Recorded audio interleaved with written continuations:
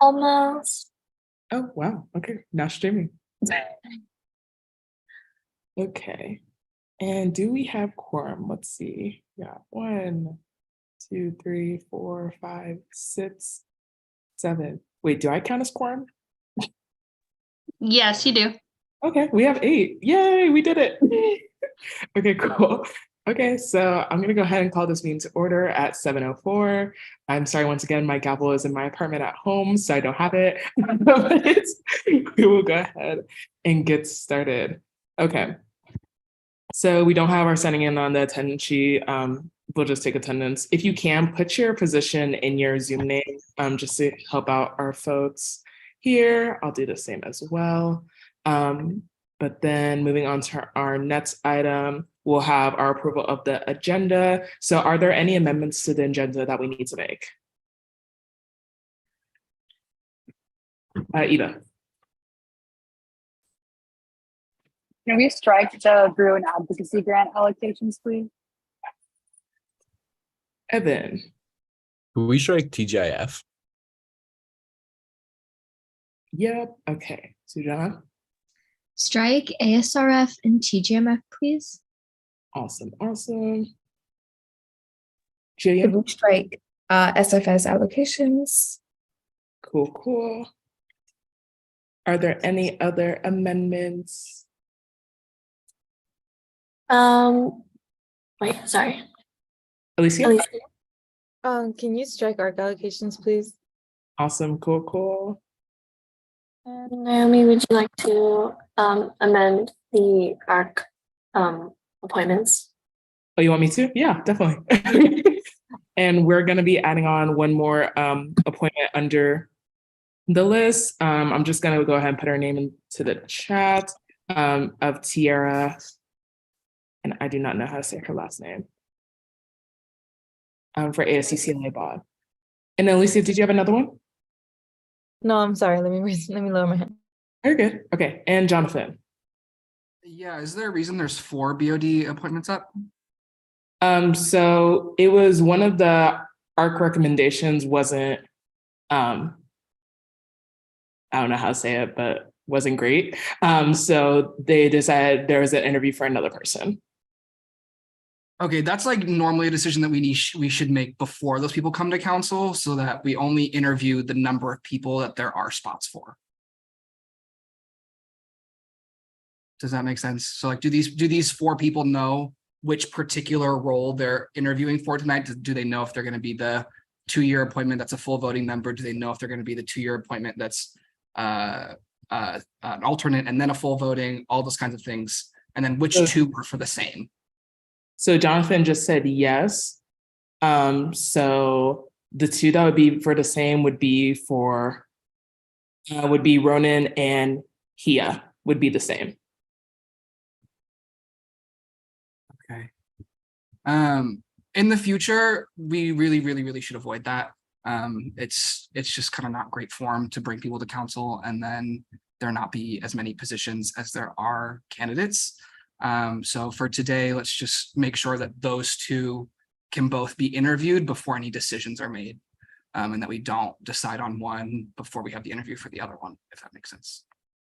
Yeah, no, we definitely understand. And we did try to avoid this. However, with BOD being very last minute and us trying to get art together, we did face some difficulties on our end, but we'll definitely try and avoid that in the future.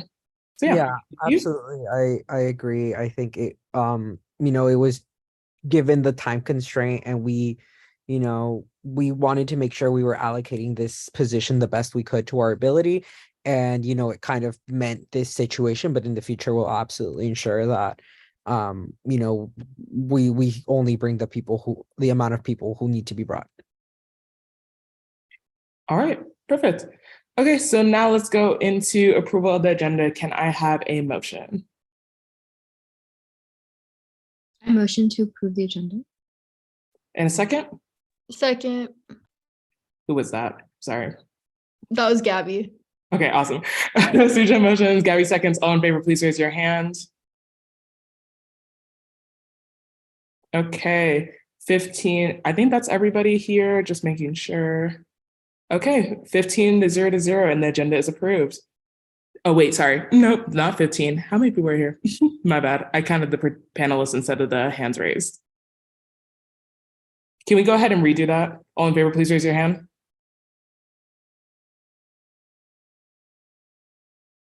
Okay, 9-0. Thank you so much. I appreciate it.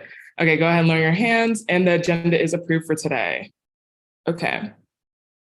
Awesome. Now moving into approval of the minutes. Let's see. So I hope everyone was able to review the minutes from June 6th. So we'll go ahead and just approve those. If you had any amendments to that, please let us know. Looks like nothing. Cool. Okay, so can I have a motion to approve those meeting minutes?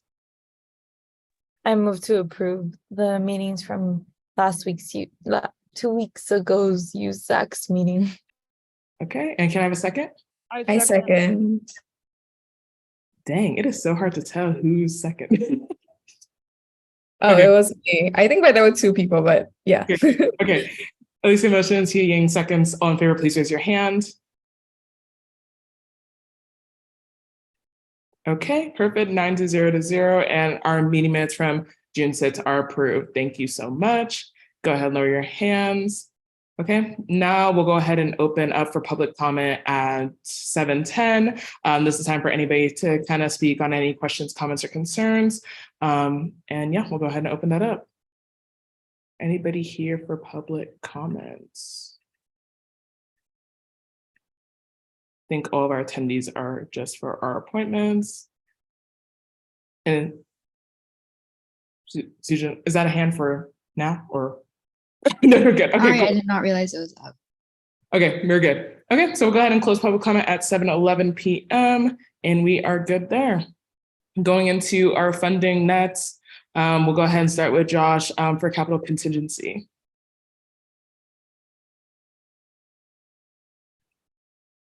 Josh is not on, I don't think. Oh, got it. Okay. Do we just skip? Yeah, we could just say there's no allocations for this week. Okay, there are no allocations for this week. And then contingency programming, we'll go ahead and say the same thing. There are no allocations for this week. Is that a question? Correct me if I'm wrong, but was last week, or like last meeting rather, the last time for capital contingency allocations, I think was what he mentioned. Yeah, so there would be no allocations. So perfect. Okay. And then let's move it on to SWC programming fund allocations. Do we have anything for that? I think Janice might not be here to strike. Okay. Does Janice have a proxy by any chance? No, it's not looking like it. Okay, so we'll say there are no allocations for SWC programming fund as well. Okay. Moving on to appointments. Okay, what we're here for. Okay, so appointments, just to give a basic rundown of how this typically works.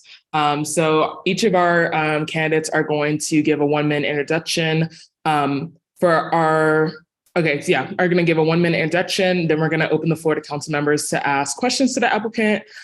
So in the past, we've done like 3 or 4 questions, but I do want to stress that this is a really important appointment, like all the other ones. So feel free to ask your questions.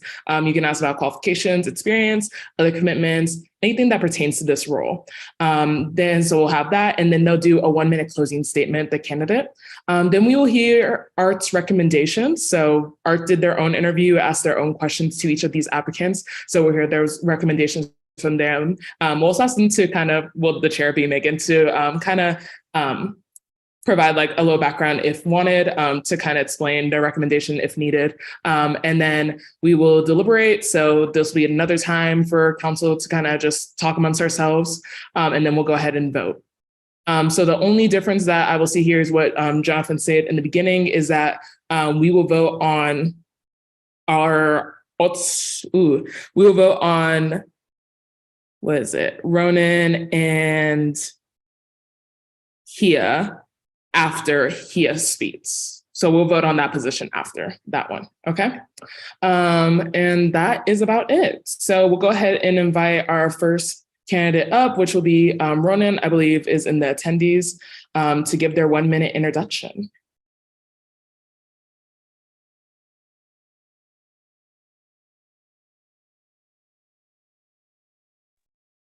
Okay, and Jessica, this will be for the alternate 2-year position. Hello.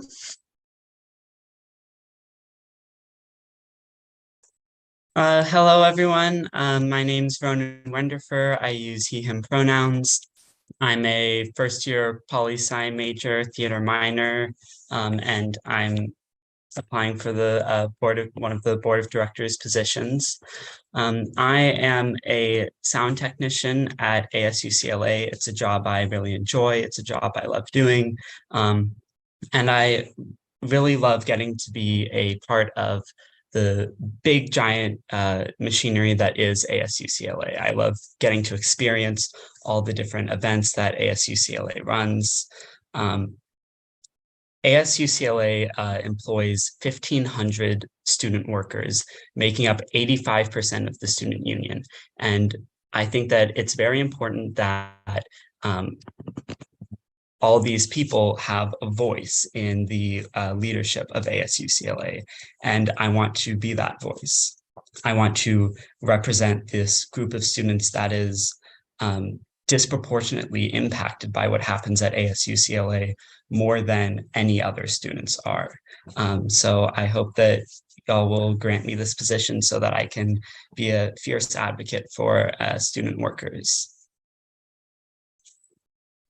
Okay, thank you so much, Ronan. And so now we'll go ahead and open it up to questions from council. So if you do have a question, please go ahead and raise your hand and we'll ask away. Okay, perfect, rapid fire. Sujana? Yeah, I guess I would just want to ask, when you speak specifically like about those underserved communities that you are hoping to advocate for, if you could maybe just go into detail about who like you identify like those communities to be and what you think you could do to achieve that change. So I think that, I mean, my unique perspective is as a student worker at ASUCLA. That's what I think I bring to the table that no one else really does.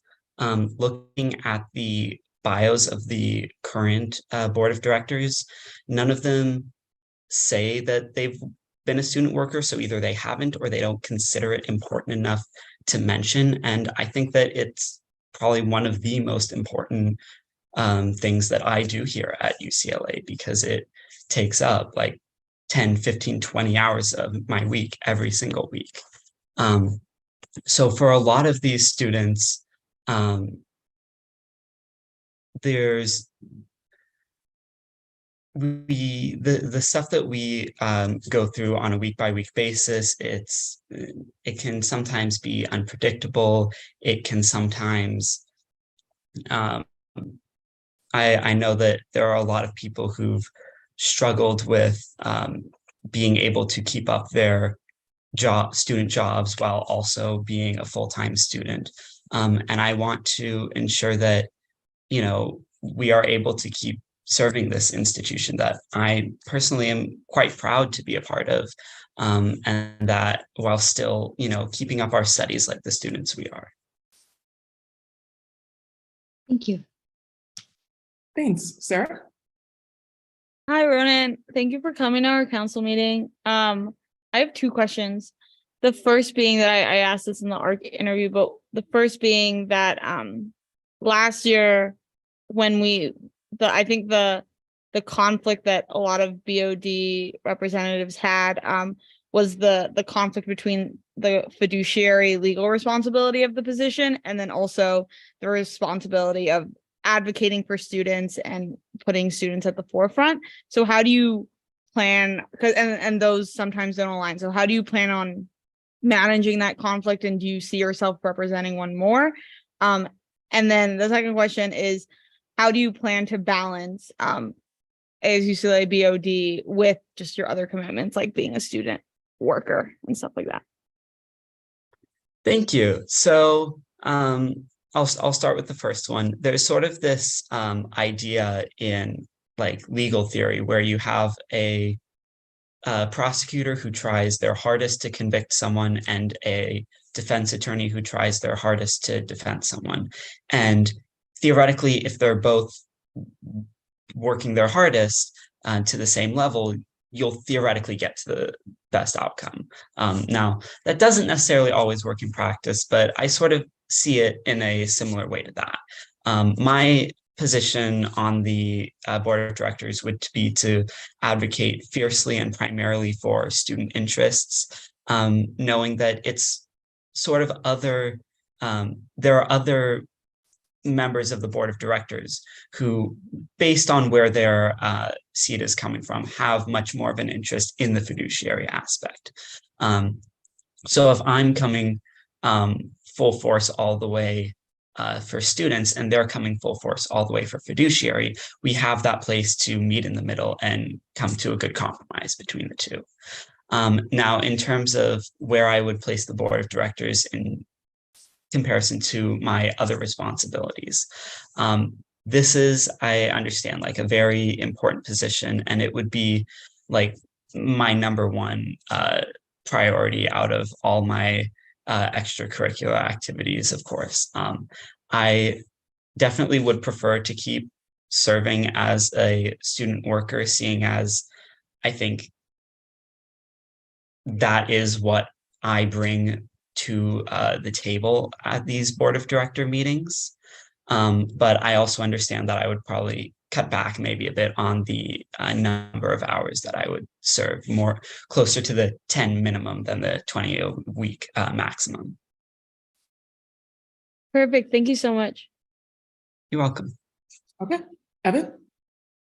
Yeah, Ronan, it's good to see you. I have a couple questions, or I guess just one question about spatial allocation. So as you might know, the board of directors has a very unique role in the spatial allocation that ASUCLA plays. There's a lot of different organizations that want space, and there's very limited space. I can tell you personally, we're looking to start a disability cultural center. There's also talks about a Latinx cultural center and an Asian American Pacific Islander cultural center. A lot of new organizations that are looking for space.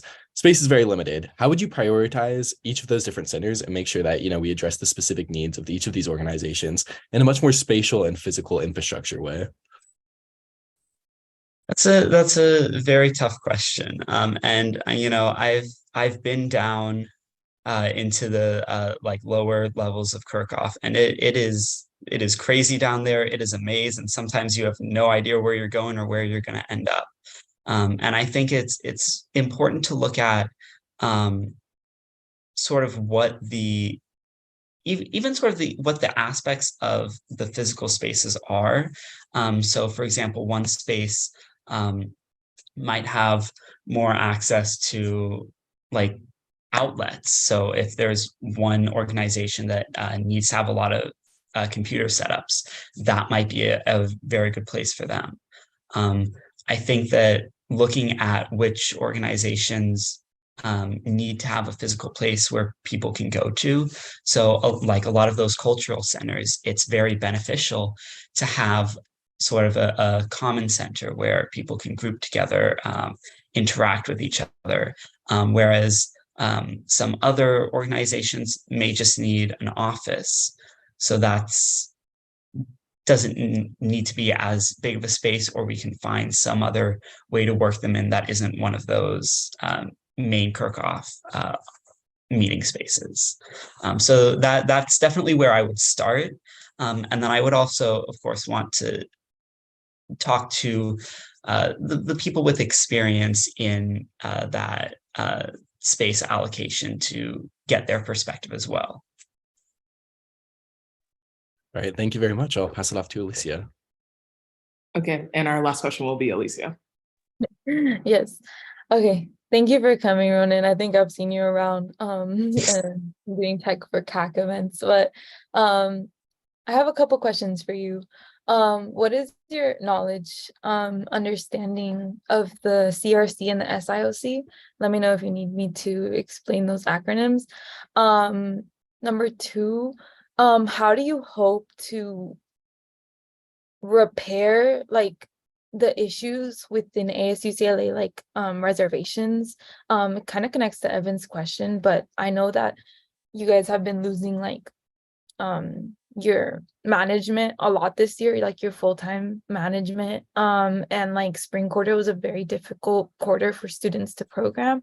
How do you hope to make spaces accessible, available et cetera, and make sure that ASUCLA isn't kind of exploiting students in the sense of that, like the bills are really, really expensive, or communication is lacking on ASUCLA's end.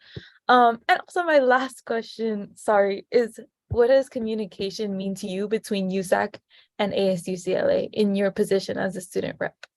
Thank you. Okay, so that's a few parts. I am going to need you to explain what those acronyms are. Okay. The Campus Retention Committee and the Student Initiated Outreach Committee. So I personally have not heard of those before, although I'm definitely very interested to meet with people who are knowledgeable on the subject and learn from them and trust their experience. And I'll skip to the communication and then come back to the sort of events aspect of that. I think that one thing that sort of USAC and ASUCLA does really very well is communicating via social media. I'm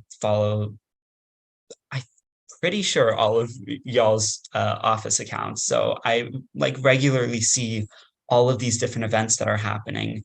But I think the biggest problem is sort of getting people into following those accounts, because I mean, a lot of people don't even know they exist. So I think that it's hard to rely on like social media as the primary form of communication.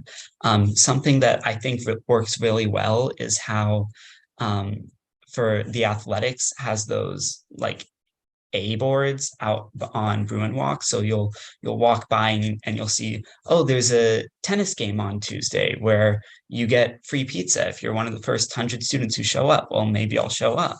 Having something like that on Bruin Walk outside Ackerman, where you're just walking by on your way to class and you see, oh, there's this fun event next Thursday. Maybe I'll make time to go to that. Or, oh, this is some resolution that USAC is going to be voting on for their at their next meeting. Maybe I'll go speak in public comment for that. And then I also know that there was sort of I've heard that there was a certain lack of communication last year between ASUCL or the board of directors and USAC, and I think that's like really not a good thing. I mean, you all are the ones who were elected to represent the student body. I, as a member of the board of directors, would only be someone who was appointed. I think it's very important to not only communicate to you all what is going on the board of directors and to the student body, but to also receive your input back and your feedback. No decision that I make would be mine alone. It would rely on what I hear from others. And then finally, in terms of certain difficulties we've had at ASUCLA, I know that, yeah, spring quarter was definitely very difficult. I had a lot of friends who had felt that the best option for them was to quit their jobs.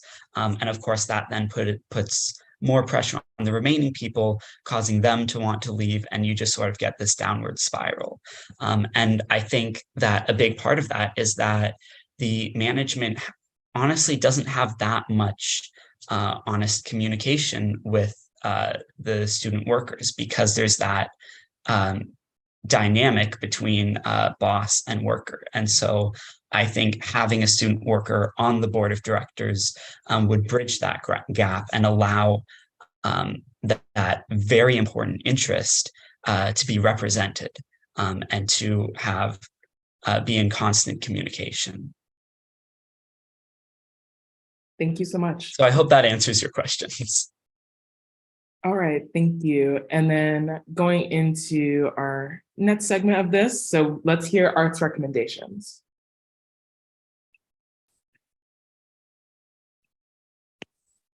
Megan.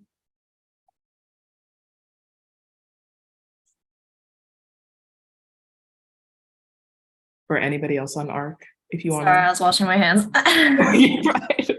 Okay. ARC voted 1-0 to 2. All right. And then, thank you. And then we can, okay, because, sorry, this is weird now. So I think we should move deliberations for after here, where we get to talk amongst council and then we'll vote. So we'll go ahead and move on to, ARC votes, if you want to explain your vote, you can. Like I mentioned in the beginning, but no pressure.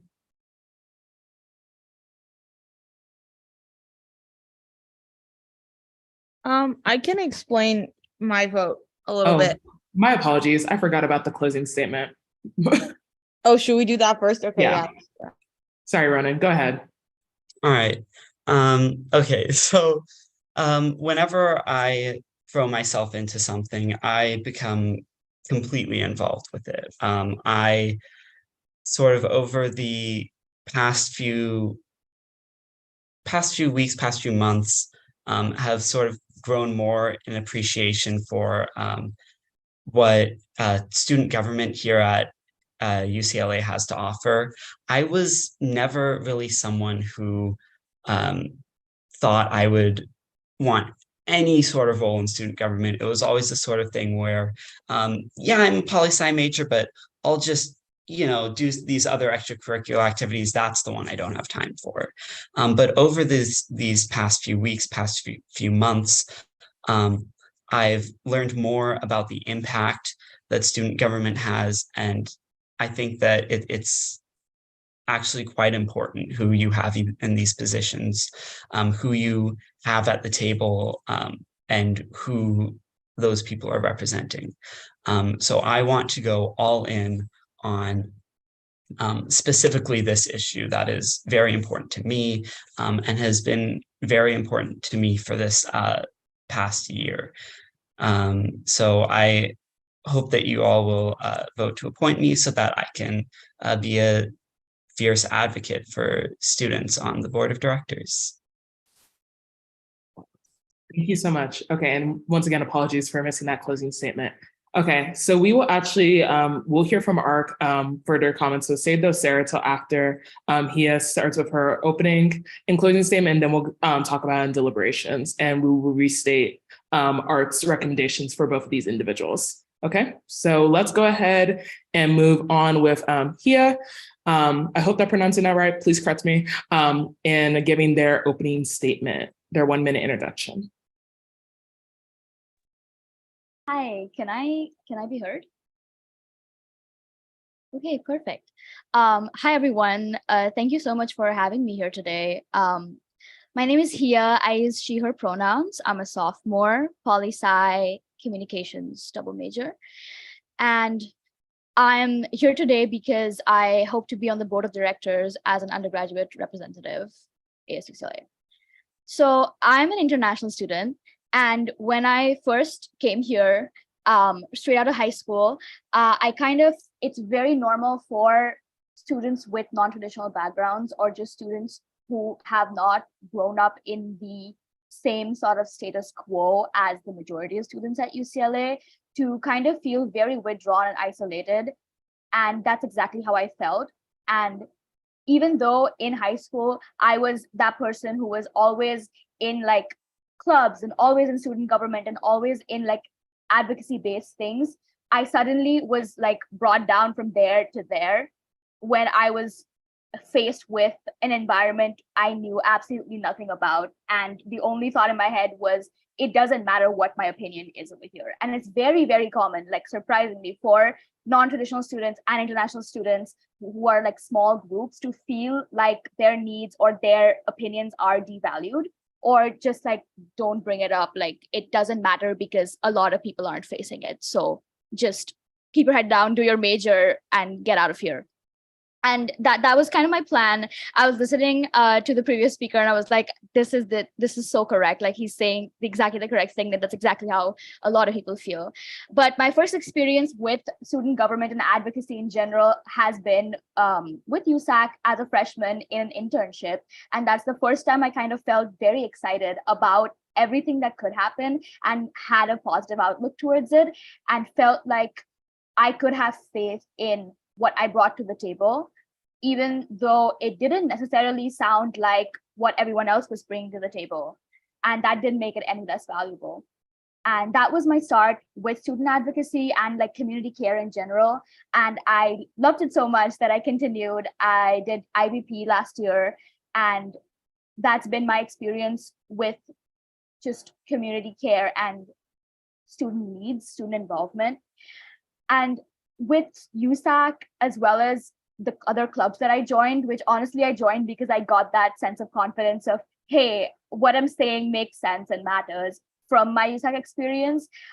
Joining a bunch of clubs and having the privilege of leading some of them, as well as my lived in experiences of everything that I have just grappled and learned in often non-glamorous, very desperate ways of like making mistakes but still learning, have made me very excited about everything that this new position can bring. And I'm very excited to listen to students and to grow and to do the best that I can do with this position. So thank you so much for giving me the opportunity to talk about it. Thank you so much. I really do appreciate that. Okay, so we will go into questions. And perfect, as Alicia, I see your hand up. I want to see other people too ask questions, but we'll go ahead and start with Alicia and then move on to Evan. Yes, other people, please ask questions. It is your job to do that. But I'll just ask like a similar question that I asked the previous candidate. What is your knowledge of the CRC and the SIOC?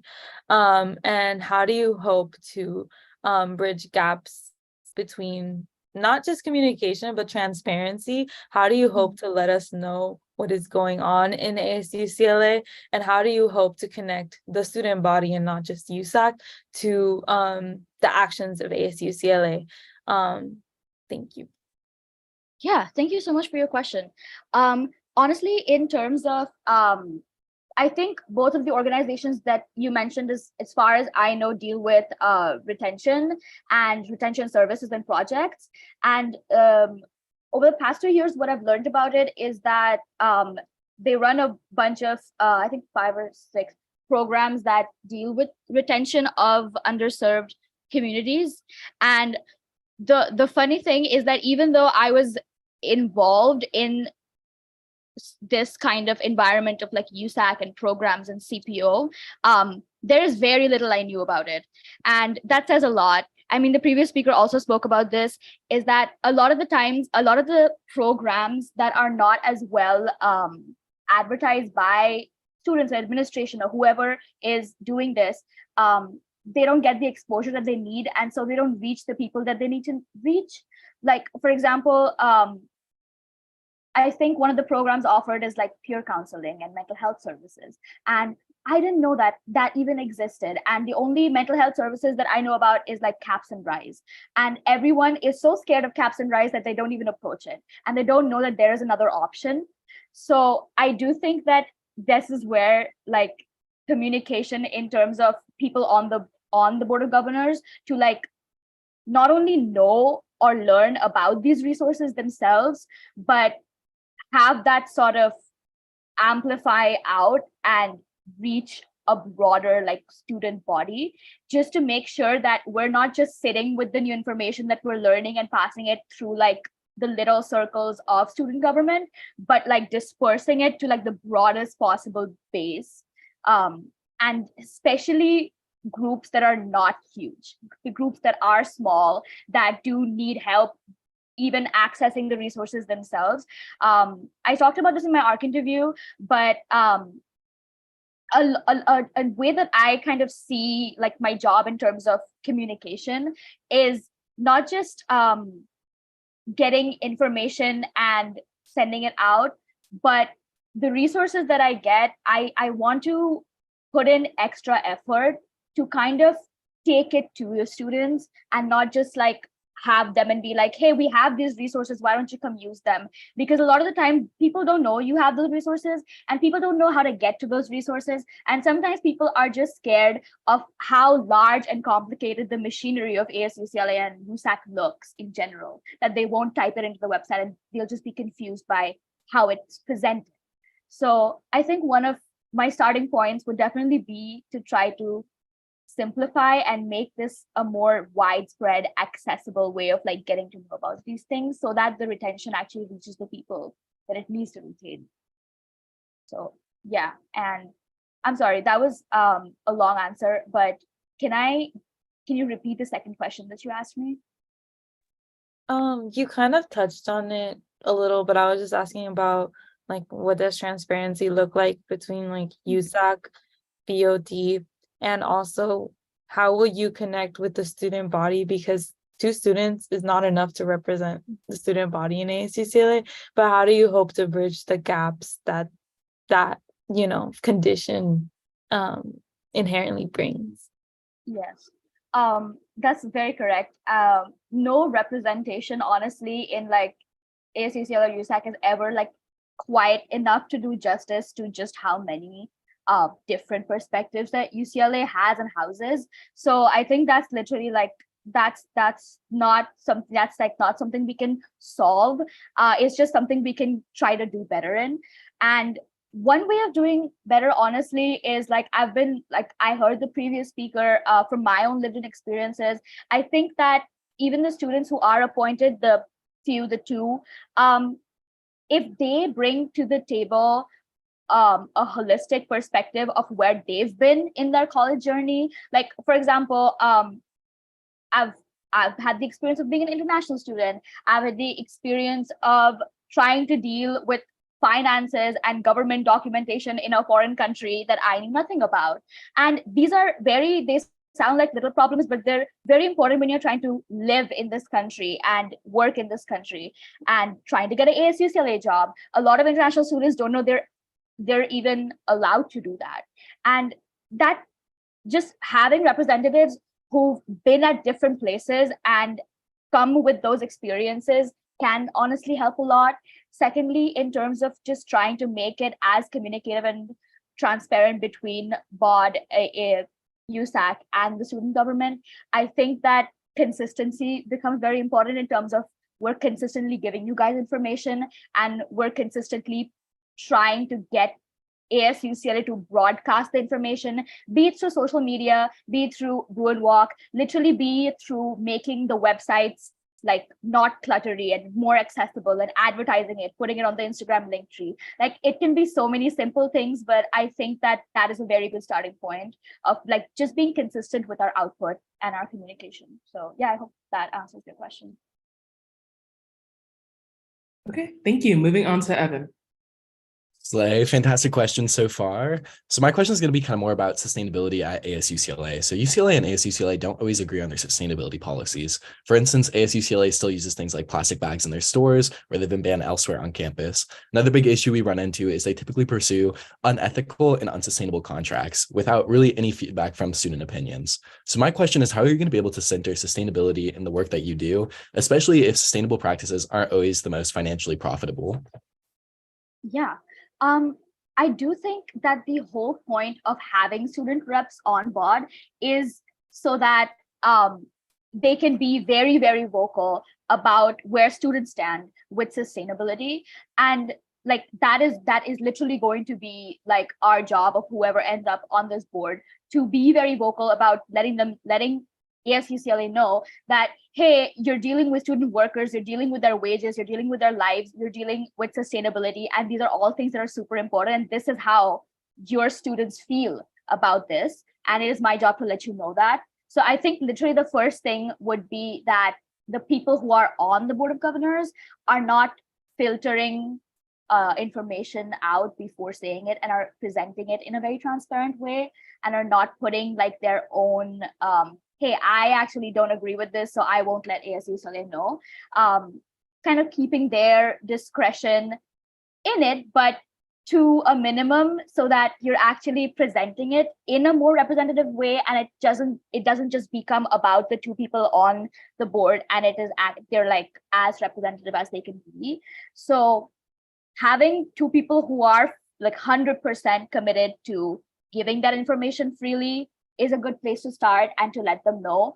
Honestly, ASUCLA is a giant machinery and a lot of it is out of our control, especially because it has a mix of like career staff and student staff, and that is a weird dynamic, and it's very difficult for student workers and just like students who are involved in ASUCLA to be taken seriously at the level of like, even though we are working adults, but like working adults.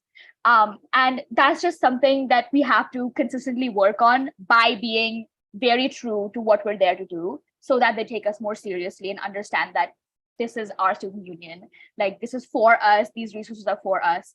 And yeah, I think those two things should be a good starting point of us doing our job to the max, keeping our own discretion and opinions to a minimum when we are representing student values, and trying very hard to use that communication to kind of bridge that little weird power imbalance between students and like career staff. So yeah. Thank you. Okay, moving on to Tara. Hi. Firstly, so sorry for jumping on late. I forgot we had a meeting today. Whoopsie. But so nice to meet you. My name is Tyra. I'm the USAC Transfer Student Representative. I'm also a representative from the African Student Union, which is it's actually the oldest mother org here at UCLA. So kind of picking up of like the questions Alicia was saying, but what is your knowledge of the mother orgs and their utilization of like different services offered by ASUCLA, particularly the BOD fund? And how do you plan to work with the different mother orgs to make sure that cultural groups are represented, but also like properly supported by the, what do you call it? I don't even know, ASUCLA, is it called like a body? And then I have another follow-up question after that, but I don't want to confuse you, so. Yeah, okay, thank you. My knowledge of the mother orgs honestly started when I was an intern at the Office of the President. And it started, like, I started getting to know it during that like big protest that was going on that year. And that was overwhelmingly a lot of information that we got, but it was a surprisingly good way to like just learn about the issues that were going on and what the mother orgs were and why they were so important to our community.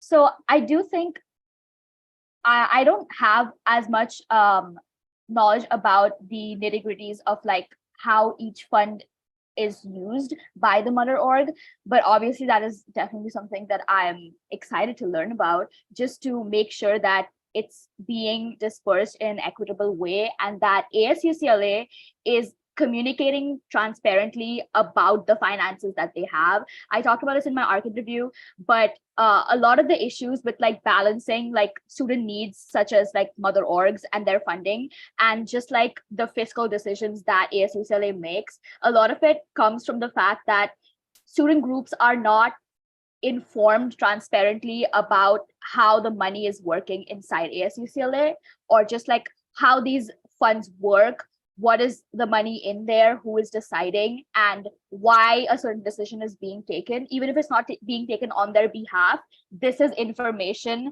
that needs to be given so that anyone else who is looking to those funds knows the procedure and knows what is going on and who is making these decisions. So I do think that trying to make the funds that ASUCLA is dispersing more transparent in terms of what is the fund, what is going on, and giving that information to mother orgs and to other cultural groups can really help kind of mend the relationship that organizations have with ASUCLA funding, which has been historically very bad. And it's just something that like I've been in student groups where I've had like board members like be scared to apply to funds. And these are funds that exist for them. And that's just because of how elusive the whole process is made out to be, that it's not approachable to students. And I think, once again, that is a good like baseline to begin working on this and learning about this. So yeah, I hope that answers your question. Yes, definitely. And if you are appointed, I would love to work with you. Also, I just want to ask, you mentioned like this identity of being like not considered traditional at UCLA and not really, having that positionality to feel like you belong at the institution because of that kind of outsider status that is perpetuated by like more what we know as traditional students. But I just wanted to ask, how do you think that ASUCLA and BOD in general can just support transfer students better? And then what's like one specific initiative that you would work on next year to increase support for transfer students? Yeah, that's a great question. Thank you. I do think that in general, ASUCLA and USAC are not seen as spaces where international or transfer students have historically been very represented. We do have an international student rep now. We have a transfer student rep now. These are all relatively new initiatives and they're all in the correct direction, but there's a lot of work that needs to be done. These are not, these two, USAC and ASUCLA, considering how disproportionately large its effects are on the student body, it is not a space where every student has historically felt like their opinion matters or like they have something of value to add. And that is definitely something that both these communities are still struggling with. In terms of what we can do to make ASUCLA more, for it to cater to these communities more, I do think that something that's so basic but still hasn't fully been addressed is that we don't even know about all the resources that ASUCLA has. We don't know a lot of international students don't know the criteria to work an ASUCLA job, even if they need it very badly. Because, for example, international students don't get financial aid, like none. We pay full tuition. So a lot of the times it is very necessary for us to work. And the same goes for a lot of other non-traditional students who may not be qualifying for a lot of stuff like in-state grants or things like that, that a lot of people just think is so like part of our lives, but it's not.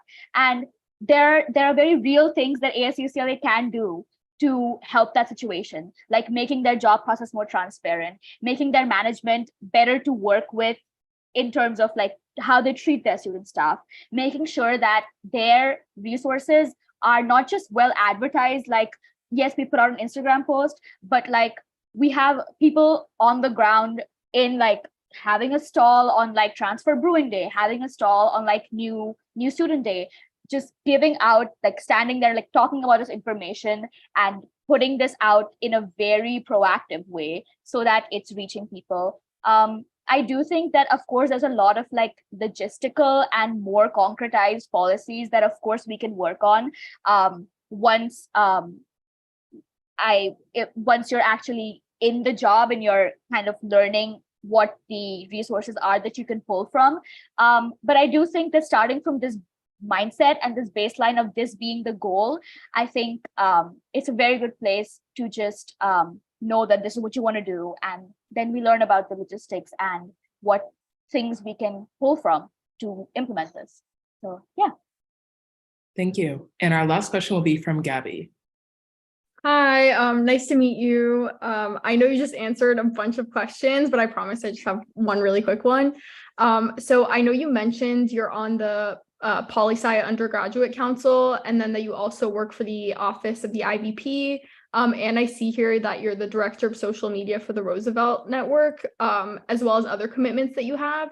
So I was just wondering, how will you balance all of these commitments along with being on the ASUCLA board of directors? Yeah, so that's a great question. As you can tell, and as I have talked about before, I love the communities that I'm part of, and they're honestly what has built my student experience from the ground up.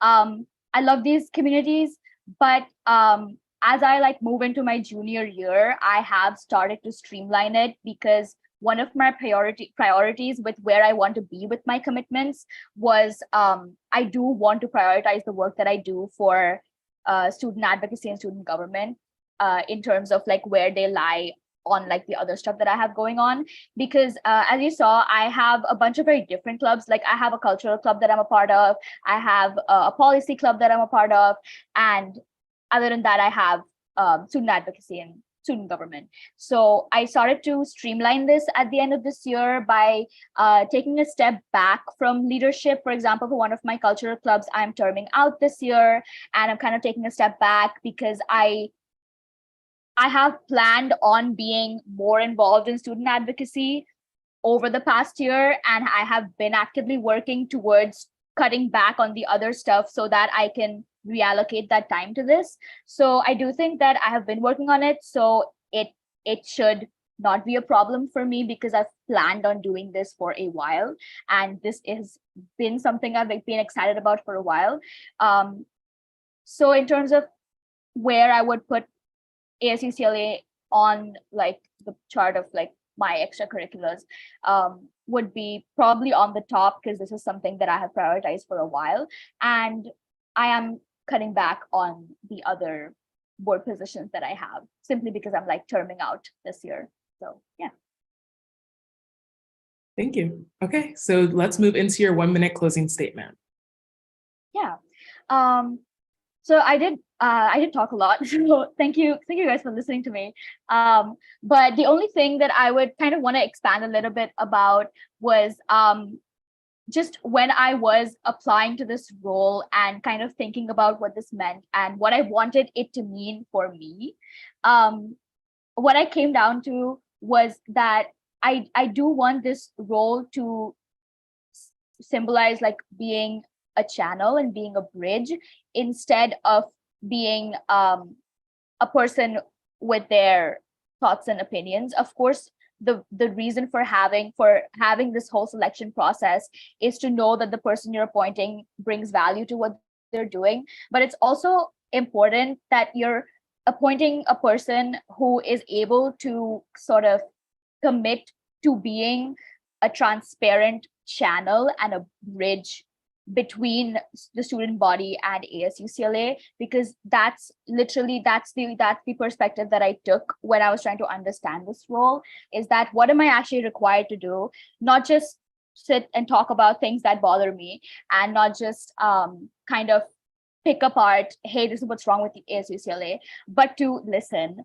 and to be responsive and to keep in touch consistently with different student groups, like talk to the mother orgs, talk to the CPO office, talk to how the student run programs are going, talk to how peer counseling is going, and making sure that I am aware of what they need in like real time, like in a consistent way, so that I'm able to bring these up as they happen and hopefully have them reflect in the work that we do, and actually sincerely commit to being a platform and acting as a bridge between the various kind of bodies that we're balancing.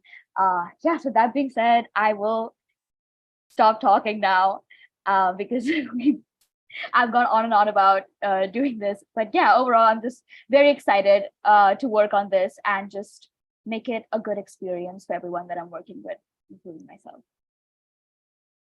Thank you so much. Okay, really genuinely appreciate it.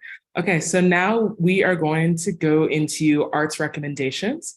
And then we're gonna also restate the recommendations from Ronan as well, and then go into deliberations and votes on these candidates for the alternate 2-year appointment. And the order for the ARC recommendations is in favor, abstaining, and against.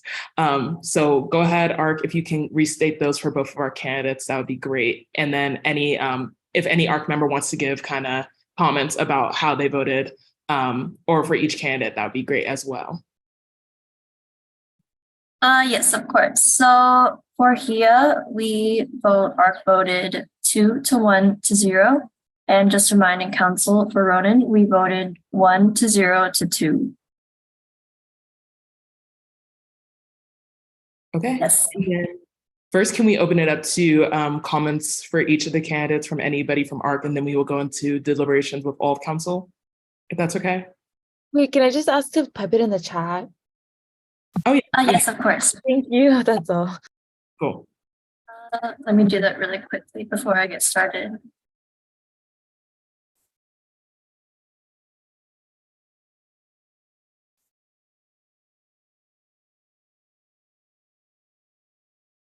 And then I can get started on Mark's comments. Let me pull up the document. So Arc overall thought that Roden was like really passionate. He like presents a lot of attributions essential to this role, such as his current status as an ASUCLA student employee. Unfortunately, we feel that he doesn't really have as much experience and expertise about ASUCLA and the UCLA procedures and things that have happened like in the past as well. He doesn't possess that kind of knowledge needed to serve. However, we think that with enough experience and the growth, he has like a really strong potential to reapply for the next year. We think that he's very passionate and very driven. He's obviously like very fit to be a good student leader. He has a lot of knowledge on USAC in general, but we feel that he doesn't have enough experience with ASUCLA. Yes, I can do that right now. And then to move on to comments for Hia, we thought that Hia was really experienced with both USAC and like with working with the Office of the President and the Office of the Internal Vice President before last year. She served on the Political Science Undergraduate Council, so I think that experience is like really helpful as well. She has a unique perspective as an international student and a strong desire to support undeserved communities. And we think that she has the capability to adequately advocate for the needs of students on the ASUCLA Board of Directors. And then any other ARC members can comment if they would like to as well. Anybody else, Mark? Oh, yes, sir. Hi, really quick. I don't want to take out more time. But I guess what I was thinking, my only thought with Ronan, specifically was I really particularly like that he was a student worker, and I think that's an important perspective to have, as he pointed out. And also that, yes, I agreed with the little bit of lacking in experience. However, since the position was 1 year non-voting, I thought he would like gain that experience serving on the board for a year. But yeah, those are just my thoughts. Okay. And now opening up to all of council for deliberations. Does anybody else have any comments that they would like to? Oh, okay, yeah. Okay, Evan, go ahead. Mine's just a question. I just want to clarify. So this is a position for 1 year non-voting? No, this is the 2-year alternate position. So that means their first year, they will be a non-voting member, but they will still sit on committees where they can have the possibility of voting on things within those subset committees. But they'll still attend the monthly meetings, the retreat, all of that jazz. And then their next year, they would be a voting member. Gotcha. Thank you for that clarification. That's all I have. No problem at all. All right, Tyra? I think I just wanted clarification on ARC. Y'all were saying that he is currently a student worker for ASUCLA, but you don't think that he has enough experience with ASUCLA? That's kind of incongruent in my mind. Can I get like further information on that? Yeah, Yes, absolutely. of course. Oh, sorry, Jonathan, you can go. Oh, yeah. So we definitely think that he presents like, this knowledge of ASUCLA in the sense of being a student worker, but given that he's a first year and hasn't really had the opportunity to kind of see how ASUCLA connects with, within UCLA administration, within students themselves, we feel that, he has the potential to kind of grow into that. Given another year. That being said, we feel that since this is a directorship at the board of directors, we feel that it's really important to have that full perspective of, ASUCLA and UCLA admin aren't the same thing, but rather they both work, together, but they are fundamentally two separate things. So Gotcha. That makes sense. I didn't realize that he was a first year because I do see him everywhere. Okay. So Jessica. That's funny. But I was just going to kind of echo what Sarah and Tyra mentioned, in that I do still think that like his position as a student worker is valuable. Also, in considering that, like, I think a difficulty of being in an elected / appointed position is even just actually identifying the problems that students are facing, and like the most, at least the ones that are the most pressing and would like benefit the most people for the least cost, just like the best ways to like tackle problems. And I feel like being on the ground and having that perspective is helpful. That said, like, I do think hearing that he is a first year perhaps does mean that there is a lot of like, time for him to grow. I do still think that having like the 1 year non-voting position is kind of like a fix for that, and like letting him gain some of that experience. However, I still think his positionality as an international student is super important. And I think she also, as a second year, having been involved in USAC, has like the right tools in her toolbox, knows how to like communicate within the space, knows how to reach out to different communities already, I can imagine, and gain feedback, and perhaps a wider demographic of people as well. Not necessarily, but just through her years of experience. So I feel like that may make her more apt for the role at the time as well. Thank you so much. Okay, Alicia? I want to say like seniority isn't like a factor that I would make or break any appointment with. Like I came into this role as a freshman too. So I don't want to like take this away from him just because he's a freshman, but I will say I wasn't too pleased with how he answered like the CRC SIOC questions. Like I believe that someone in this role should be knowledgeable, and you can be knowledgeable as a freshman, you can be knowledgeable as a third year, but like that has nothing to do with how far you're here, how far you're in here. It just has to do with like how involved you are in like student issues. So I wasn't really like, and I also think like he didn't touch on transparency, which worries me because like of what happened this past year with CPO, ASUCLA, as well as like the lack of BOD I don't know, support on opportunity for all. So yeah, I just wanted to say that about that. And Janice? Hi everyone. Like Tyra, so sorry that I made it tonight late, but thankfully I got to witness both interviews, and I do want to, I think I'm the third person to comment on Ronan's experience as a student worker. I think that my personal involvement in USAC is heavily informed by the fact that I was once employed by AUC-CLA. I worked in event services, and I think that I remember like part of my passion for pursuing like a position that enables me to like make change was because like while working you get to see like really what doesn't work. Like Alicia, I know exactly what you're talking about with the reservationists and like the management turnover. Like I was there for that. So I wonder if that kind of makes up for some of the lack in qualification that other council members are speaking on. I just want to say that. Thank you. Awesome. And thank you all for your comments. I'll have my last final comment.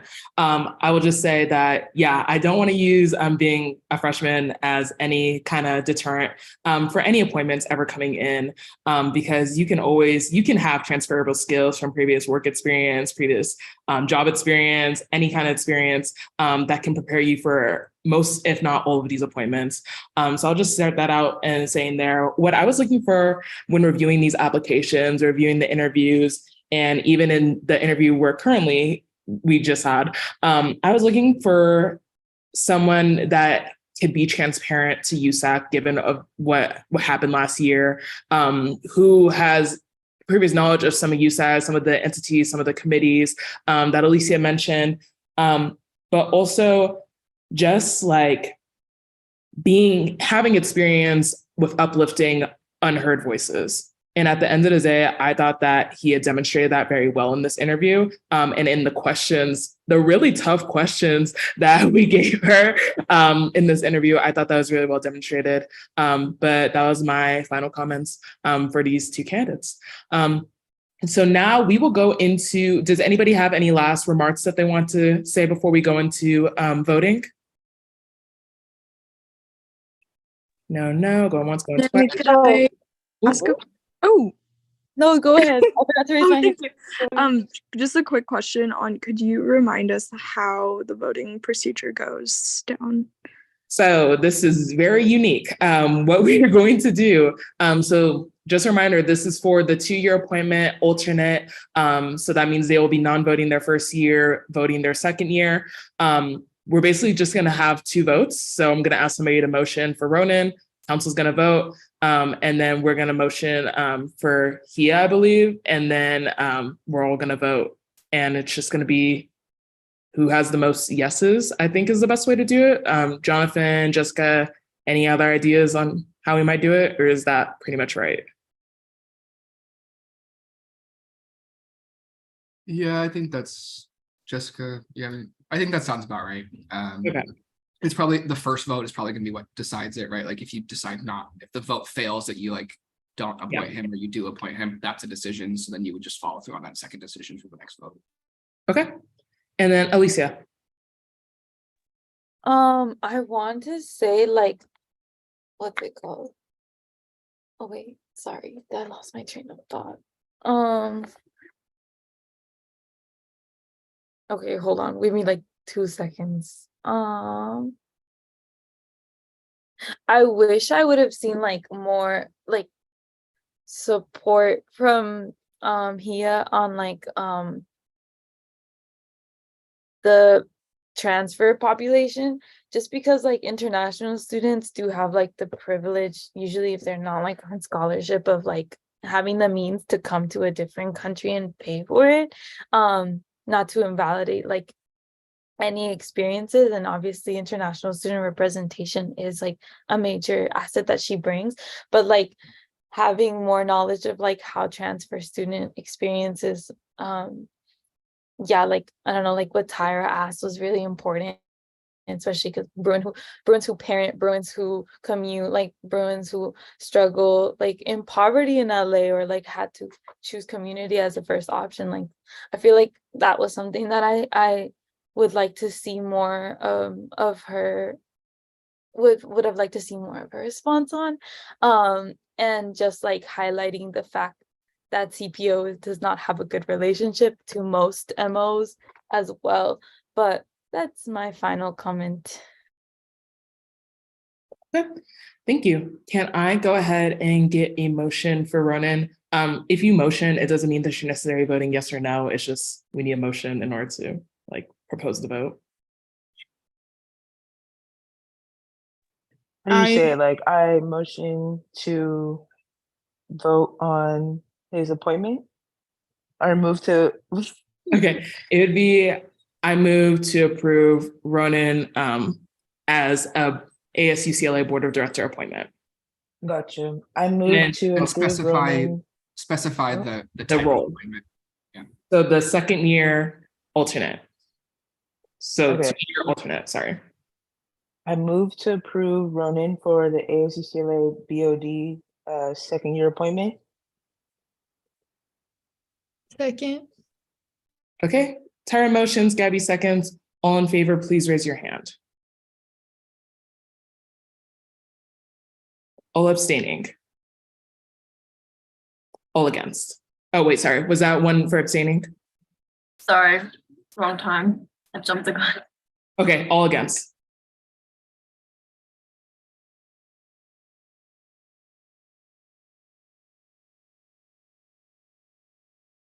Okay, and that will be, okay, so that is 1-0 to, oh wait. Okay, 1-0 to 7. Okay, all lower your hands. Okay. So Rowan was unfortunately not approved for that appointment. Moving into Hia, can I have a motion? I can I motion. move to. Go ahead. Sorry. Just no, you got into it. Go ahead. I move to approve Pia for the ASUCLA BOD second year appointment. I second that. Is that right? Yeah. Tara motions, Jenna seconds. All in favor, please raise your hand.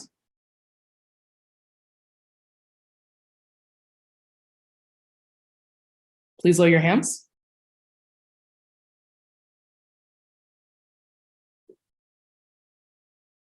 Everyone lowered their hands. Okay, all abstaining? Please lower your hand. And then all against.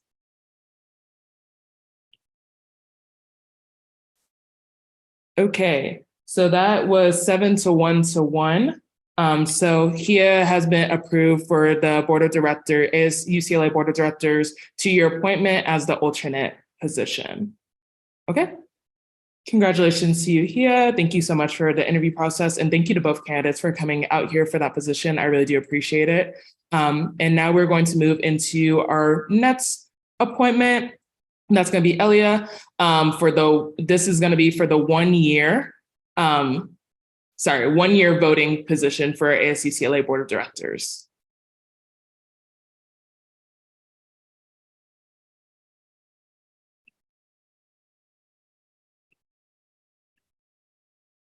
And can we go ahead and promote Elia?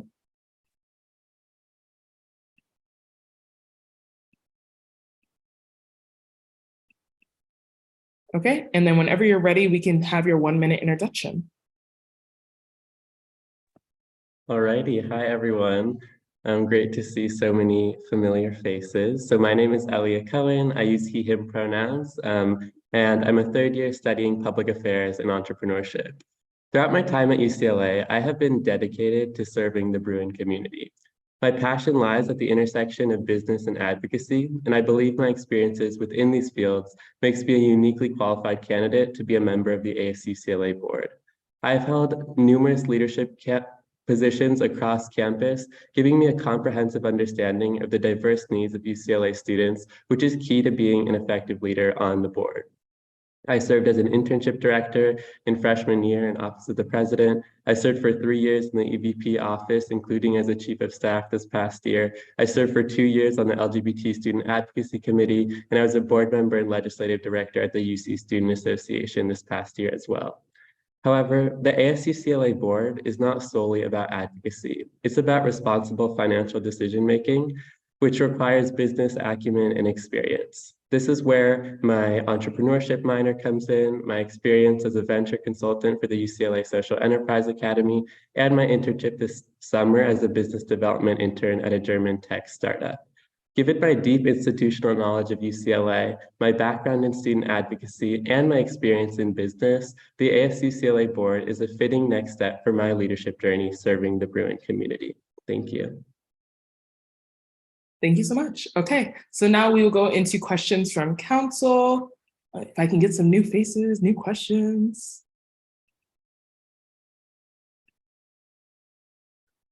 Okay, we'll go ahead and start off with Evan. Yeah, sorry, I try to give everybody a chance, but yeah, to start off, Elia, so as you might know, the Sepulveda Transit Corridor is a proposed rail line that would connect the San Fernando Valley through UCLA and down to LAX. UCLA has not particularly come out one way or another for the mode of the Sepulveda Transit Corridor. However, both USAC and the Graduate Student Association have voted in favor of heavy rail. What stance would you like to see the ASUCLA Board of Directors, and why is it important that you're involved in transportation advocacy? Yeah, thank you, Evan, for that question. So I'm a strong supporter of the heavy rail alternative for the Sepulveda Transit Corridor, and I have experience in EVP advocating for this issue. Just recently, we were in Washington, D.C. lobbying our Congress members about the importance of this. It would, increase efficiency, allow more riders at a time. I'm from San Fernando Valley, so I know the importance of connecting UCLA to such a central hub for commuter students. It's also an issue of access. And so I would be a strong proponent of that. And I would push the board of directors to move in that direction as well. Okay, thank you. Moving on to our next question, Shujana. Yeah, I want to ask, one of the critical issues for ASU CLA last year was the Opportunity for All campaign and the issue of undocumented students not being able to work on campus. And very recently, a significant victory was gained in that matter, where the UC Board of Regents did coordinate to kind of ensure that, Board of Directors, I believe rather, to put together a task force to see and ensure that the employment of undocumented students could proceed. So in your position as a student representative on the board of directors and, involved with ASU CLA, which is a major employee of students on campus, would be critically involved in this matter's implementation. How would you kind of ensure that the conversation around this keeps going and that the needs of undocumented students and undocumented student workers are properly addressed? Yeah, thank you. That's such an important question. I'm a strong supporter of the Opportunity for All campaign. And I think those are needs. I think it's been problematic in the past. I know even with ASU-CLA board members previously, who haven't been able to be compensated for their work on the board due to their status. And so I think that's something that absolutely needs to change at all levels. And ASU-CLA, is a key avenue for that. And I think a way to ensure that, my position would be in line with students who, are from these groups is really about being in contact with, stakeholders from across campus. So whether it's the leadership at Ideas or other mother orgs that are, this issue is really core to them. It's about like building those partnerships, ensuring you're staying in contact so that you're not just speaking on what you think and what sounds good, but you're actually getting input from those who this affects directly. Thank you. Okay, and Alicia? Sorry for this question over and over again, but yeah, what is your knowledge of the Campus Retention Committee and the SIOC Committee, as well as their relation to the Community Programs Office, and the current conditions of the network or the web of those entities? Yeah, so having been in USAC for a long time, I know that this is all like incredibly confusing and I think inaccessible. Having said that, I am aware of what CRC and SIOC do in terms of, being a funding and oversight body for these retention programs for underserved groups. And the committee members are made up of people from mother orgs as well as USAC offices in the past. And so I think these, are really key institutions in ensuring that we have, representation and funding for retention programs. And can you repeat the second part of your question again? Sorry. And you kind of said you were, but I don't know, are you aware at least of like the community conditions or the current conditions of like these different entities and how they intersect at least mostly financially? Yeah, I think I'm aware of sort of the issues that have occurred, especially last year in terms of like CPO and what happened with USAC and kind of the rift that occurred there. And I think that is kind of like emblematic of the change that we need in terms of more like transparency and communication between these bodies. And so as like an ASU-CLA board member, I would, really work actively to ensure that yes, you're balancing the fiduciary legal responsibilities, but you're also centering student voices and doing that through really active communication with, the mother orgs, with these committees, and coming to USAC before, voting on something that directly affects the undergraduate student body, especially as it relates to fee increases or anything like that. Thank you. That was a really good response. Okay, thank you so much. And moving on to Sarah. Hi, thank you for coming to our USAC meeting. Sorry, that was my brother. He was trying to explain fiduciary to me. But basically, my question was, I asked this in the ARC interview and I really liked your answer, so I want to ask it again. What can you explain a time when you have gone against specific, either like members of administration or not necessarily just in a way to be contrarian, but to put the needs of students first, and how you dealt with a situation like that? Yeah, thank you. So I really see, being an advocate in a role as being, it's something that is central to me in any role that I hold, whether it's in, a more business related field or in student advocacy or whatever it is. And I think that is something that makes me unique. And I'll give an example of this. So this year I was an RA for the Gender, Sexuality, and Society Living Learning community on the Hill. For those who don't know, that's like a targeted floor for the LGBTQ community. And when I came into the role, I was just starting the job, just meeting my new supervisors. And they told us that we were going to be, we were originally going to be on one big floor, and due to last minute changes, they were splitting us onto two. And that meant that one of the floors was going to be half people who didn't opt in to be a part of this community, and they could be mixed together with all the other students. And this was just such a shock to me, not only because of the personal like workload effects, but I was like, this is making a commitment. When people opt into this, they're intentionally doing this because they want to feel safe and they want to have this security and they want to be with people who share, similar identities and life experiences. And so even though I was like new, this is my first year as an RA, I was really passionate. I was like, this is a moment for advocacy, and so I emailed my, direct supervisors, and they were like, we're so sorry. This is UCLA housing. This is what we do. And then they went up a level and they were like, they brought, the higher ups in, and they were like, yeah, like, thank you so much. It means so much that you're expressing your concerns, but unfortunately, this is the way it is. And so I emailed Idris, who is the director of residential life. And I said, this housing has a responsibility to protect LGBTQ students. And as an RA, I think it's my obligation to ensure the safety of students, and you have a responsibility to do the same. And I set out a list of demands. I said, let's hire another community development intern to help with this transition. Let's promise that we won't put, queer and trans students with people who don't share those identities or who didn't opt in to be that community. And I kept on going. And they responded positively, and we hired an additional intern. They said that we wouldn't, they put people in the room separately. We didn't get everything we wanted, but we got a lot. And so I was willing to, risk my initial reputation in that role. It clearly wasn't like a warm, fuzzy reception, but I said, this is something that I actually care about. And that's the mindset that I bring to any role, is about, this is a role that's student facing. It's about serving student needs. And I'm going to always put that first. Thank you so much. Okay, next question will be from Chia Ying. Hi, thank you so much for applying and for coming here today.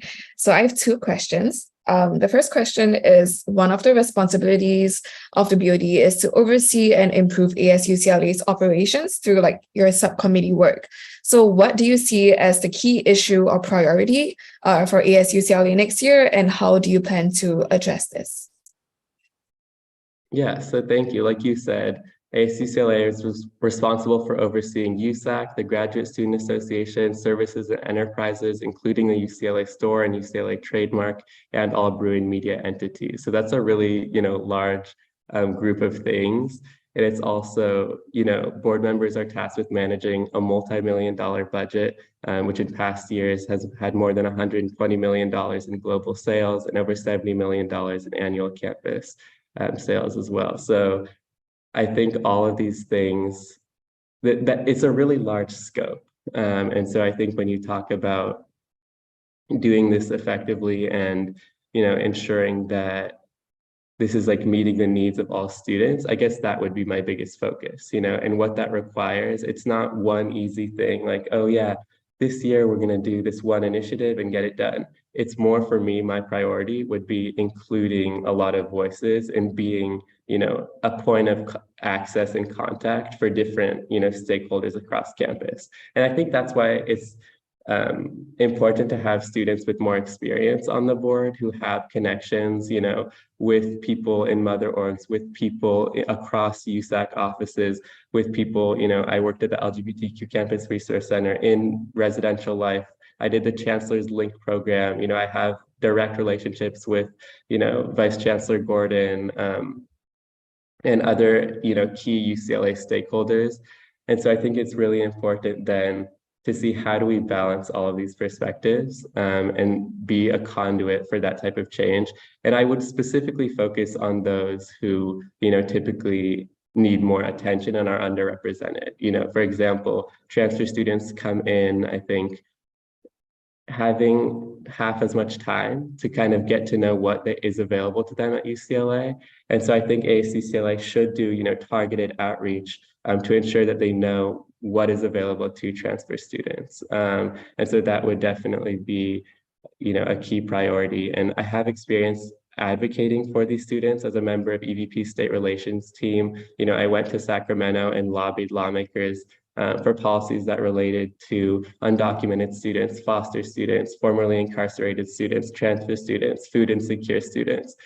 All of these perspectives are ones that I will keep with me and keep tuning in with these campus leaders as I would make decisions, both in terms of the financial responsibility, but also the advocacy perspective. Yeah, thank you for that. And you kind of already answered my second question. So that is all from me. Thanks. Thank you. Okay, and our last question will be from Tyra. Hi, thank you so much. I love all of your answers, and you seem really knowledgeable about not only USAC and ASUCLA, but also the mother orgs and the different issues that we have internally. I have two questions. It's very rare that I meet somebody who's like an advocate on campus for the LGBTQI plus community. And I've tried to do my kind of due diligence as an ally to kind of initiate housing that transfer admit weekend under the TSR's office, because I know that it was here, but then it's not here. So I'm trying to bring it back. But I'm just curious, like, I don't really see too many other USAC offices focusing on this community either. So how do you think that USAC and ASUCLA can support this community better for like liberation, but also like mobilization purposes? Yeah, thank you for that question during Pride Month. But I think, you know, this is really an important issue for me, and it's really what got me involved in advocacy at all in high school was my own personal identity. And it sparked my passion for it at UCLA as well. Like I said, I served for 2 years on the LGBT Student Advocacy Committee, which if you don't know, you should. And it's an arm of the LGBTQ Campus Resource Center. I mean, they do really incredible work around advocating for students at all levels, whether it's housing accommodations, accessible healthcare for trans and non-binary students, just community programming. In my freshman year, I organized a virtual campus-wide town hall for LGBTQ students.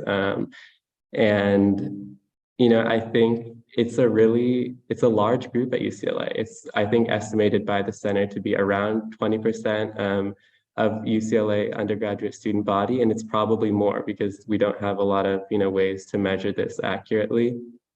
And so this is a voice that I think is underrepresented, and I would be really, you know, thrilled to be able to give it more voice at a high level.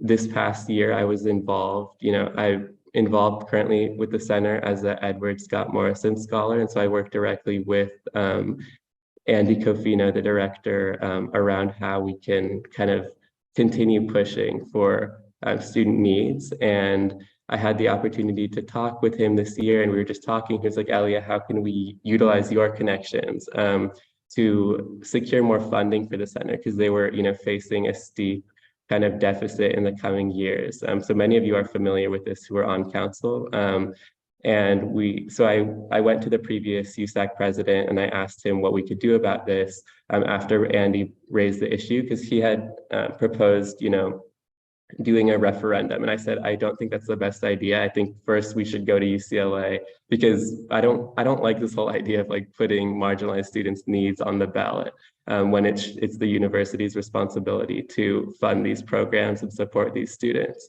And so using my connections, I was able to talk to the former president, and he, brought the idea of using USAC surplus funds to fund the center, which I don't think would have been the best solution, but it's important to use that as leverage. And then it ended up going to Vice Chancellor Gordon, and he agreed to have Student Affairs fund this deficit moving forward, which is a huge win for the center. And I was happy to play a small role, but I think it's, exemplifies the mindset that I always carry of like, yes, be an ally, speak out, post about pride, but also materially, how are we supporting these groups? How are we funding their initiatives? It connects to like the CRC, SIOC issues as well. And I think there is a lack of knowledge and support for LGBTQ students. And I've been a fierce advocate and super involved in these spaces since my time beginning here at UCLA, and I'll continue to do that on the board. Thank you so much, Elia. And you played a large role in that, Bibs. Never a small role. So yeah. Okay, so now we will move into our 1-minute closing statement from our candidate and then move into ARC recommendations. Alrighty, yes. So the responsibility of serving on the ASU-CLA board is significant, given both the magnitude and scope of the organization, and we need leaders with a trusted record of service and diverse experiences on the board. I believe my deep understanding of this organization, paired with my extensive leadership experience and business acumen, has prepared me to serve effectively on the ASU-CLA Board of Directors. As a board member, I will be accountable to the undergraduate student body and to you all. I will make sure to stay in contact with campus leaders, representing diverse groups, and provide quarterly updates to USAC on our work serving the student body. Thank you for considering my appointment. It will be my mission as a board member to be visible, approachable, and accountable. And thank you all for taking the time. I know it's summer, but yes. Thank you. Okay, and now let's hear from Megan for our ARC recommendations. Okay, sorry, the document is, okay, I see. ARC voted 1 to 2 to 0, and I will put that into the chat as well.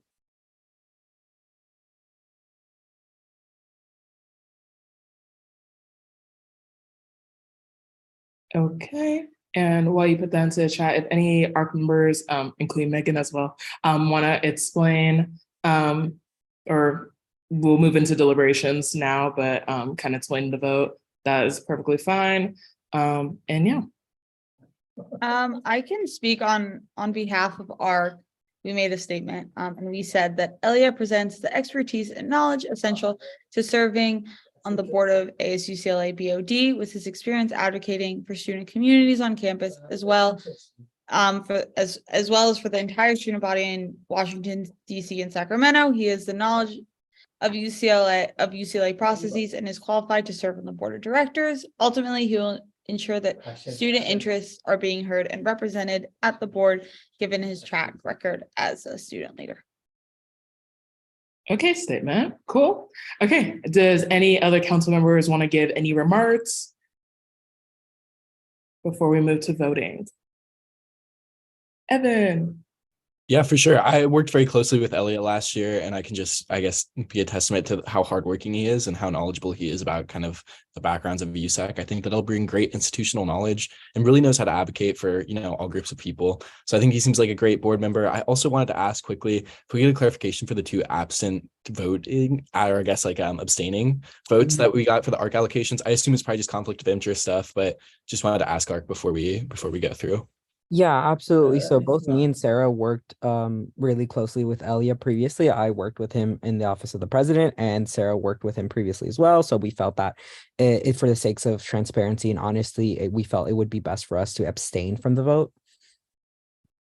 Yeah, it totally makes sense. That's kind of what I was guessing, but just wanted to clarify. Okay. Any other comments?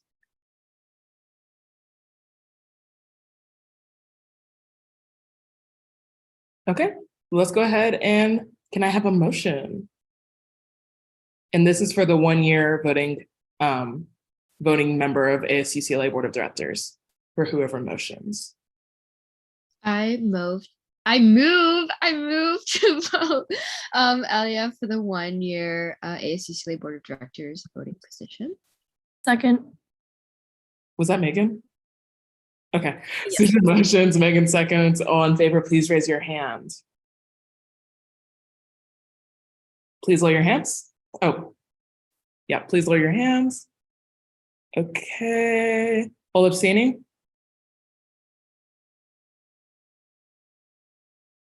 Okay, and all against?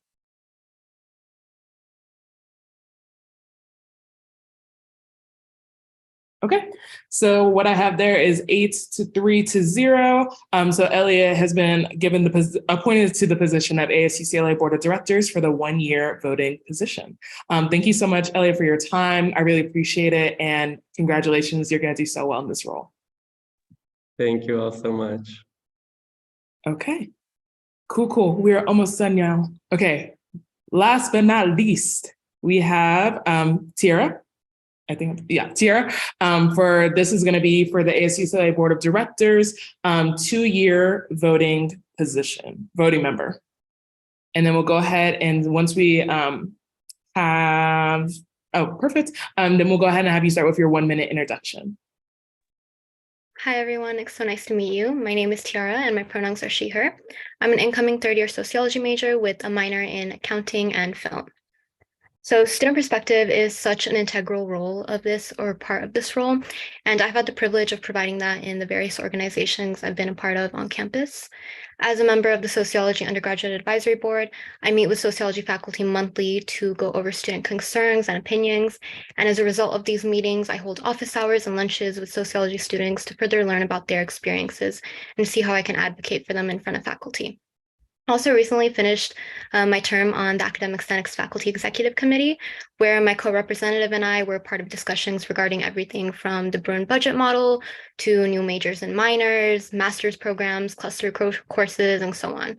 The most valuable aspect I got from my role on the FEC was being pushed to advocate for students in front of both faculty and admin and have proactive discussions with them about student concerns. And finally, I do have a personal connection to ASUCLA through my job as a human resources supervisor. I've been in charge of various projects that have actually gone directly through the board, including the recent HR audit.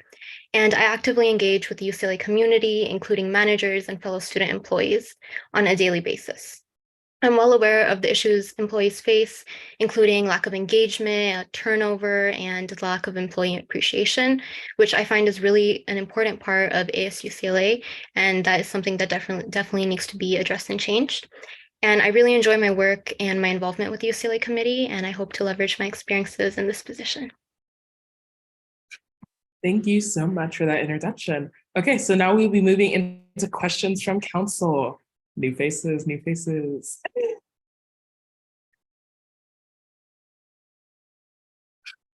Okay, let's go ahead and kick us off. Sujana?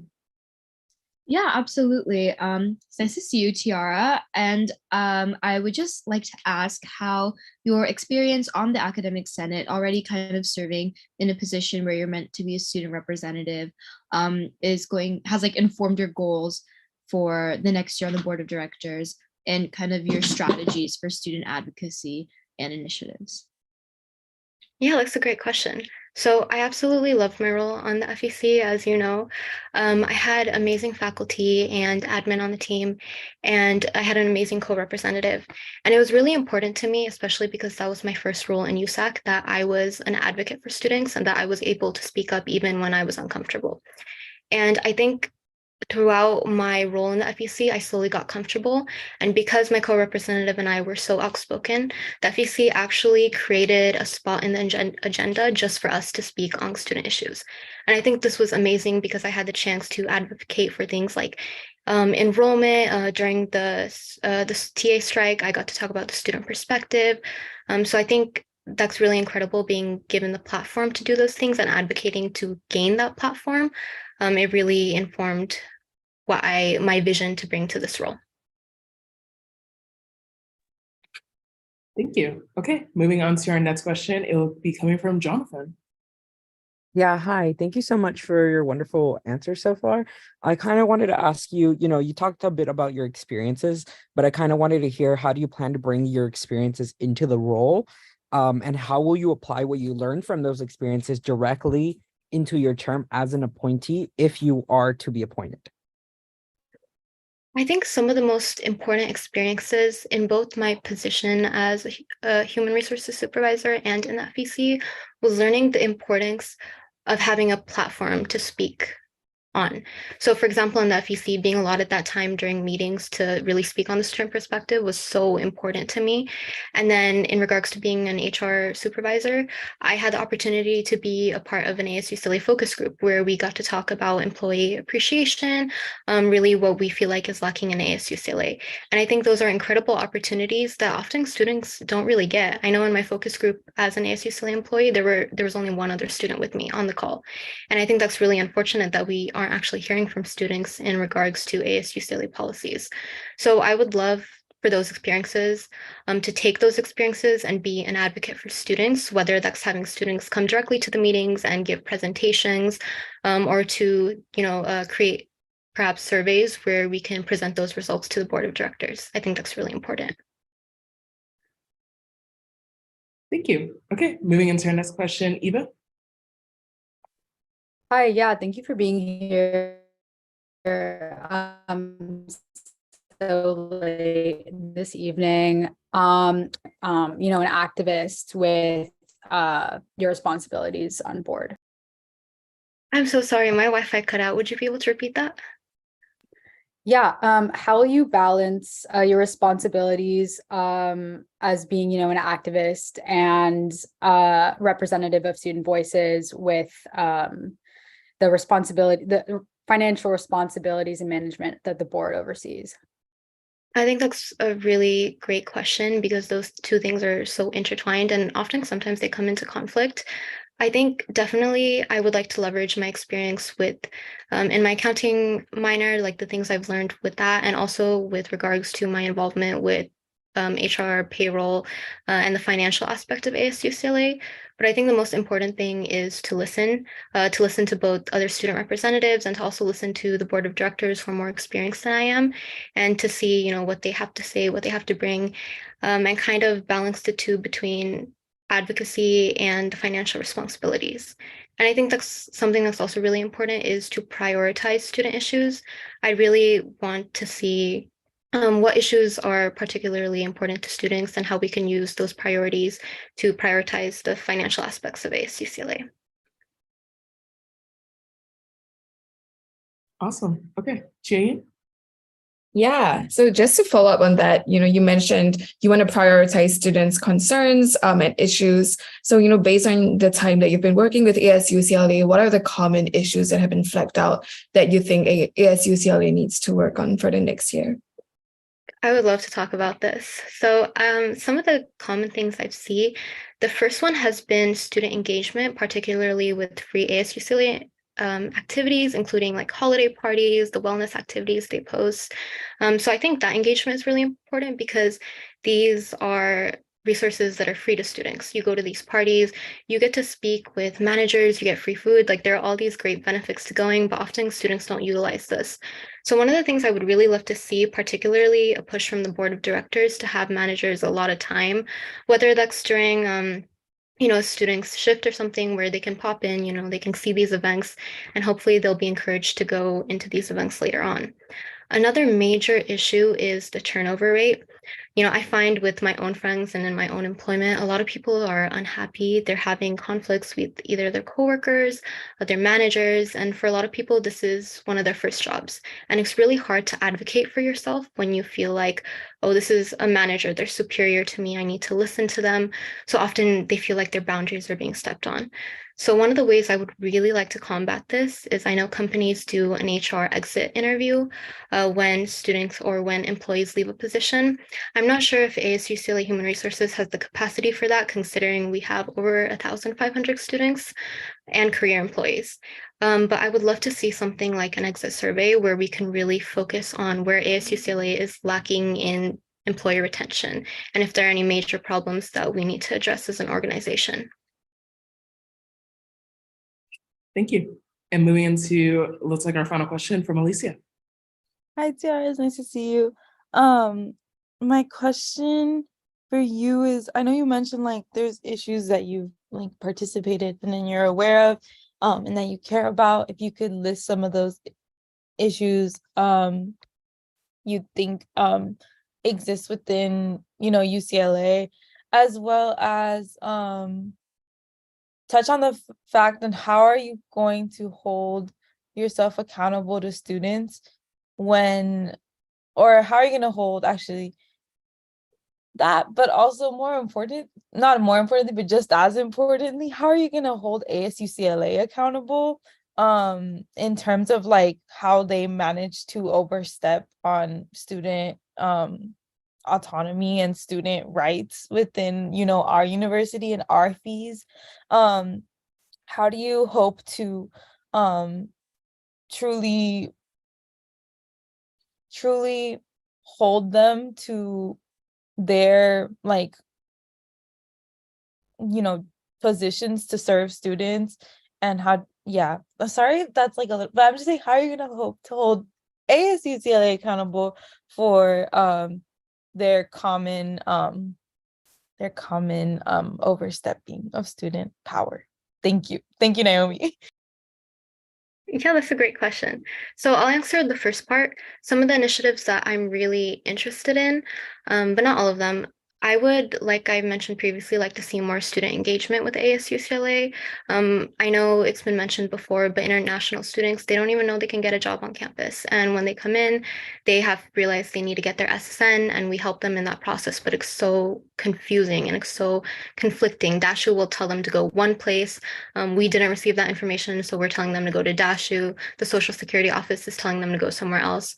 And I think it's really important that for all students coming from various backgrounds, they know the resources that are available to them, not just international students, but also transfer students who are coming in with only 2 years left. They might not even know that ASUCLA has all these great programs or that they have this variety in jobs. So I think it would be great for employee engagement if, for example, we do a job fair in, I believe, week 1. I think it would be great if we did that for the new Bruin admit weekend or the transfer admit weekend. I think that would be great just to get students started early on the ASUCLA process. Another thing I would really like to see, this unfortunately didn't end up on the ballot this year, but inclusive access, changing the opt-out version to an opt-in version. I know a lot of people, when you get into week 1, week 2 of the quarter, you're so stressed out. Sometimes you forget to opt out and you're paying hundreds of dollars in fees that you shouldn't have to be paying. So I think that's really unfortunate. And I would like to advocate for that to change and work with USAC to see that change. And let me see, what was the second part of your question? How I would hold ASUCLA accountable. I think the greatest thing is having transparency. Until recently, I had no idea what the board of directors did. And I present a video during orientation talking about the board of directors, but me, myself, like, I don't know the extent to which they influence decisions in student life, not just ASUCLA. So I think it's super important in relaying that information to students, but also communicating with USAC. I think there's so much value to offer between both communities. So I would love to have more transparency in that regard. And then, of course, within meetings, I think it's important to advocate for the student population, but because I come from a very specific background, I can't represent every student. So I think having those presentations, having those surveys, having students come in from those organizations is really important to showing the board of directors there isn't one perspective here. It's not just the loudest who are affected. Thank you. Okay. And then we will now have you do your 1-minute closing and then we'll go into ARC recommendations. Yeah, sure. So first of all, I wanted to say thank you, everyone. I know it's really late into the evening. I spent the past few weeks looking at the past committee's agenda items and their minutes, and I've seen how important the board of directors is to ASUCLA in both my capacity as a student and an employee. And I hope not only to represent my fellow undergraduate students and graduate student committee, but to also raise awareness about the board's importance and to emphasize the transparency that the board can have with the student population and USAC. So if I am appointed to this position, I hope not only to be an advocate, but to also be a point of access and transparency. Thank you. Thank you so, so much. Okay, now we will hear from ARC, and then, yeah, we'll go into deliberations. ARC voted Tiara 3-0. Okay, I'm not gonna put in the chat, but that's all in favor. Okay, so does ARC want to give any kind of statement, any reasoning, explanation? We have our statement, like the previous ones we have. Tiara presents the abilities and experience essential to serving on the ASUCLA Board of Directors, having been appointed to the Academic Senate and serving on the Sociology Undergraduate Board, as well as being a student director for ASUCLA for 2 years. She has the understanding necessary to adequately represent students' needs on the board. With her knowledge about ASUCLA procedures and innovative ideas for the ways the board and ASUCLA to further reach students, ARC is sure that she will execute the responsibilities in this role with the importance it demands. Thank you. Okay. And I just want to start off with my comment, but in moving into deliberations, but I was honestly so impressed with the application, Tiara, just your experience in the past, how that's going to transfer to this role if you're appointed. I loved hearing about your ideas of a job fair, starting to look into the admin weekends for, well, next year around admin weekends, since most of them are already taking place, but that I feel like that's honestly such a great idea. I appreciate you taking the time to look at the minutes, even just doing that alone. I was like, okay, that was such a great way to start gaining knowledge about like what ASUCLA Board of Directors does, especially as you highlighted, like a lot of people don't quite know the extent of their work. So I really appreciate you taking the time to do that. And yeah, overall, just thought you were a really great candidate. And with that, does anybody else have any other comments? Okay, go ahead, cool.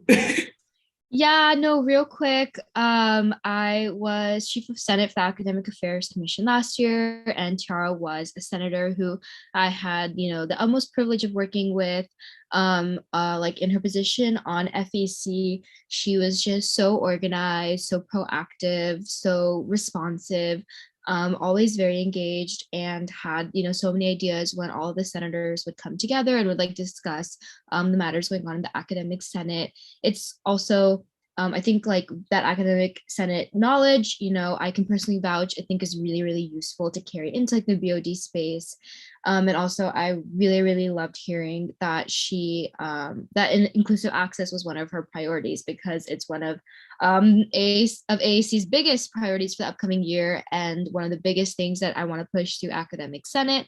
So just hearing that she cares about that is so important. I think shows that she has a good understanding of what really are the most pressing issues students have on campus and that ASUCLA can resolve. So I would totally vouch for her. Although I'll have to abstain, I would totally vote for her if I could. So yeah.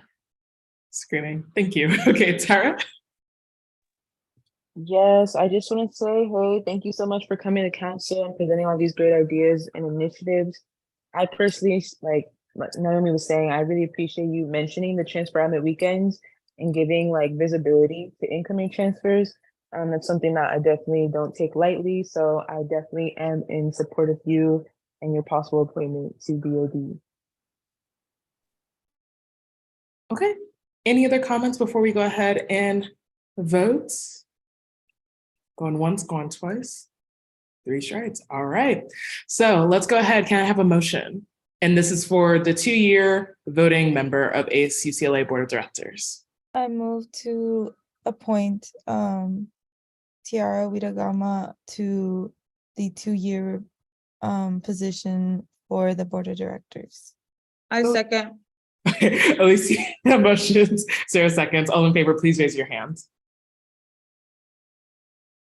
Okay. Please lower your hands. Okay, all abstaining. Please raise your hand. Oh my God. Oh my God. It's okay, it's okay. Okay, so it's okay. Okay, can we redo this? I'm sorry. Let's go ahead and redo this. Okay, all in favor, please raise your hands.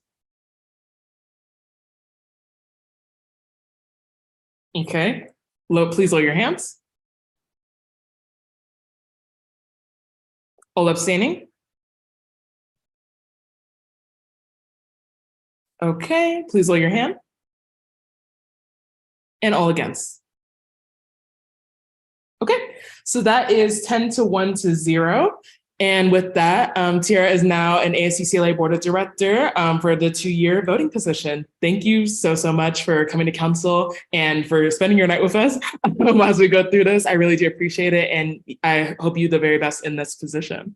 So yeah, awesome. Okay, we made it through. Thank you all. Sorry. Oh, you're good, Okay, we made it through appointments, y'all. Thank you so much for bearing with me through that process. And here's to smoother appointments from now on. We got it. Okay. So now going into officer reports, let's keep it short and sweet, y'all. Okay, so kind of some of the things I've been doing since we last met. We had June event by Hello. That's about dinner. It was so amazing to see a bunch of people, touch base with administrators and council members as well. I really enjoyed getting to see y'all there. I wrapped up some of my hiring forms from last council and got my recs filled out for capital contingency. I finally was able to launch my hiring forms. So right now I have hiring forms out for exec staff, directors, and general staff, which will be due on the 25th. So I've been also reviewing applicants for appointments in the workflow management system. Encourage you all to kind of look through your appointments as well, just so we can kind of get the ball rolling. I want to spend summer getting appointments filled. So this is definitely the time. I've set up a meeting with one of the senators at Berkeley. It's just to kind of talk about plans for this year and how we can both support one another. I'm in the process of setting up meetings with Kalperg and another meeting with the Chief Justice of the Judicial Board to discuss the justice appointments. I filled out a small intro for the 4 pillars, June edition. Look at it. And then I wanted to announce we have a new committee to add to the appointments. So I'll be in the process of getting that done. It's going to be for the Housing Appeals Board. So more information coming soon on that. And then I'm working on an appointments post for specifically the presidential appointments. And then that is basically it. Okay, moving on to Internal Vice President Megan. Hi, it's been really hectic, especially with like moving out and everything. I have my applications, they quote unquote closed last weekend, but I'm extending them. Big surprise. I have hired out like half of my directors and I'm going through interviews for the next round. I'm currently looking for a CSA vice chair. So if anyone has any recommendations for that, it's just like a 1-year position, working with like UCPD, vice chancellors, etc., for the Campus Safety Alliance. So if anyone has any ideas for that, please let me know. I'm setting up meetings with other like student organizations, hopefully starting with the mother organizations first. I thought about reaching out to our GSA internal vice president as well, but I found out that the position is vacant. So maybe I will reach out to the president instead. I am currently blanking, but essentially that is it. I am hiring and I will be doing ARC appointments for the entire summer, and we will be sending out the next round. We'll be sending out the next round of interview offers based on everyone's recommendations, appointing officer recommendations, this week for interview availability. Please let me know if you guys have any questions on that. And based on group chat text, maybe we will be starting a USAC dictionary for transparency and accessibility purposes, just so that the public can get more information on what we're doing, as well as what all these acronyms are, because I know some of these I don't know either. So that is pretty much it. Please let me know if you guys need any support, and I will be here. Awesome. Moving on to our external vice president, Eva. Wait, is Eva here? Yeah. Sorry about that. Yeah, I apologize for being a little MIA there for about an hour. I was biking home and ran into some trouble, but I'm here now. So first, a bunch of meetings that I mentioned I was going to have at last council meeting. I didn't because I got violently sick, and then finals hit and it was a mess, but we made it through. But I had to unfortunately drop a lot of meetings that were scheduled and everything. I was really out of commission for like a week. So I'm in the process of rescheduling meetings with folks like ABC Seplo, ABC DeLuca, Dr. Nicole Green, as well as some student affairs admin. I'm meeting with the other EVPs at the other 8 UCs in 2 days, and this is kind of our first like intro. Let's like get to know each other, as well as it's a forum where we're starting to have discussions for what we want each UC Student Association campaign goal to be. So when this is voted on by students in August, so coming up to that, I will make sure to plug if you all want to attend this conference. EVP will fund you if you're in state. So keep that on your radar if you're free and you want to have some fun networking across all the UCs. But we are meeting to discuss that. If you have any ideas for like UC-wide legislation that you would like to see, please text me before Thursday at 7 so I could alert the other UCs about it and get some verbiage down. That would be great. And I am happy to give more detail, but I'm trying to go a little quicker. We focused on hiring. We finished applications. I have way too many. So I will be plugging other like USAC office application links that are open and like appointments and things like that. So really hoping that the folks that can't take on will go elsewhere. This week, I will be working on a brief for the potential to fund 195 CE internship courses, as well as a drafting a resolution for like some labor stuff. Both of those are with first academic affairs, and then the latter was with FAC. I also met with Ignite to get into contact with folks who can get a treatment center to promote themselves at new student orientation in addition to just Title IX, so that survivors can be more aware of where they can go for support if they are a victim of assault. So that's super important. And lastly, UCSA appointed officer applications are still out and they're due Friday, and we don't have enough applications. And this is really bad because these appointed officers serve on the UC wide board that the EVPs sit on. They're not voting members, but their voices are extremely amplified in that space. And it's really important that we can hire specifically UCLA students so our voices are heard on a UC-wide level. I highly encourage you all to not only apply for things if you're interested, but to also pass on to your staff as well. I'm dropping the link there. There's a bunch of appointments available for various things that you're maybe passionate about. So if you're passionate about things like basic needs or other issues, there is very likely an appointment for you there. If you're passionate about representation, there's a transfer student appointment, and there's a another like campus climate, marginalized students positions, things like that. Really, so many positions that are open. So, and you're probably gonna get it. So please apply. Tell your friends and your enemies to apply, because I really want to see more UC LA representation there. It's super important. Thank you. Love the enemies. Okay. So moving on to our Gen Rep 1.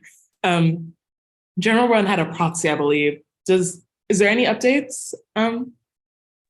Yeah, so Katie's just working right now on filling her office and she's taking applications. I don't know if she's posted the link yet, but I don't think she has. She's going to be posting it soon. And right now I'm her proxy right now because she's in Israel with the perspectives at Hillel to learn more about the Israeli-Palestinian conflict and to hear the various perspectives on it. Awesome. Cool. Thank you so much for coming tonight as well. I really do appreciate it. Okay, moving on to our General Representative 2, Gabby. Hi, everyone. I'm going to try to keep this really short. So I had a meeting with Fernando about who are the best people to contact regarding some of my platforms. I've also been working on letting more people know about appointments through emails, group meets, group chats, social media. And then I also hired my finance director, and I'm just working on filling more of the director positions in my office. Amazing. Love to hear it. Okay. Gen Rep 3, Jonathan. Hi y'all. So my updates are pretty short too. I met with Orlando finals week. That was fun. We got coffee together and then we kind of discussed like the work, some of my work for next year and kind of like ways like he could support me in that. I also met with Fernando earlier today. We discussed different things regarding my office. I'll probably be meeting with him soon again. I reached out to orgs such as the International Education Office. I do need to follow up with them. My application for my exec is out. Please promote. I'm like begging at this point. I just need one exec to be honest, like just one more position. I don't like I had it open for two, but I honestly just need one. My director apps will open soon, so once those are out, I would appreciate the promo as well. My goal for the summer is just to get exec and directors hired and start reaching out to stakeholders and building those connections so that when the year starts, I can hit the ground running. And ARC interviews, yay. Slay, Megan, and Sarah, I'm excited to see them though, so that'll be fun. But yeah, that's it. Love y'all. Appreciate y'all. Slay. Okay. And yeah, definitely can help with boosting your apps. Okay, cool. Moving on to Academic Affairs Commissioner. Sujata. Yes. Hi, everybody. So I also kind of had a very busy finals week and move out. So just kind of getting back and really focusing on what I want to do for USAC and AAC now. But I had to reschedule my meeting with my sole advisor again. For some reason, that keeps happening. But that's definitely going to happen. Don't worry. And I finally have the Academic Senate meeting with Academic Senate leadership this Thursday. So really looking forward to that because I've kind of outlined some different issues that I'm hoping to push through, which I've mentioned before: textbook affordability, the paid 195 CE internships with EVA, the incomplete notations, as well as the accreditation dual program with the French University for Jonathan. So we've kind of exchanged a bit over email because that meeting is only going to be 30 minutes long. And I have an idea of, where I need to like get started. So hopefully I can really get started with that early going into the next year when meetings start happening. Regarding textbook affordability specifically, there's kind of a lot that's been happening with that. I was able to meet with CalPERG's textbook affordability team, along with Katie, who I newly hired as my director of access and equity.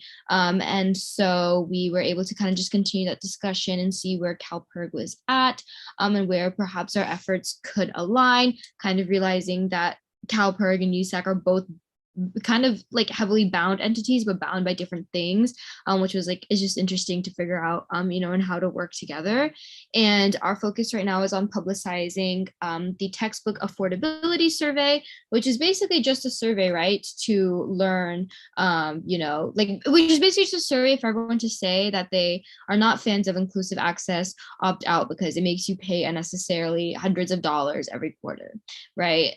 So hopefully to get as many responses as we can and be able to kind of back that up and show what the student opinion is on that.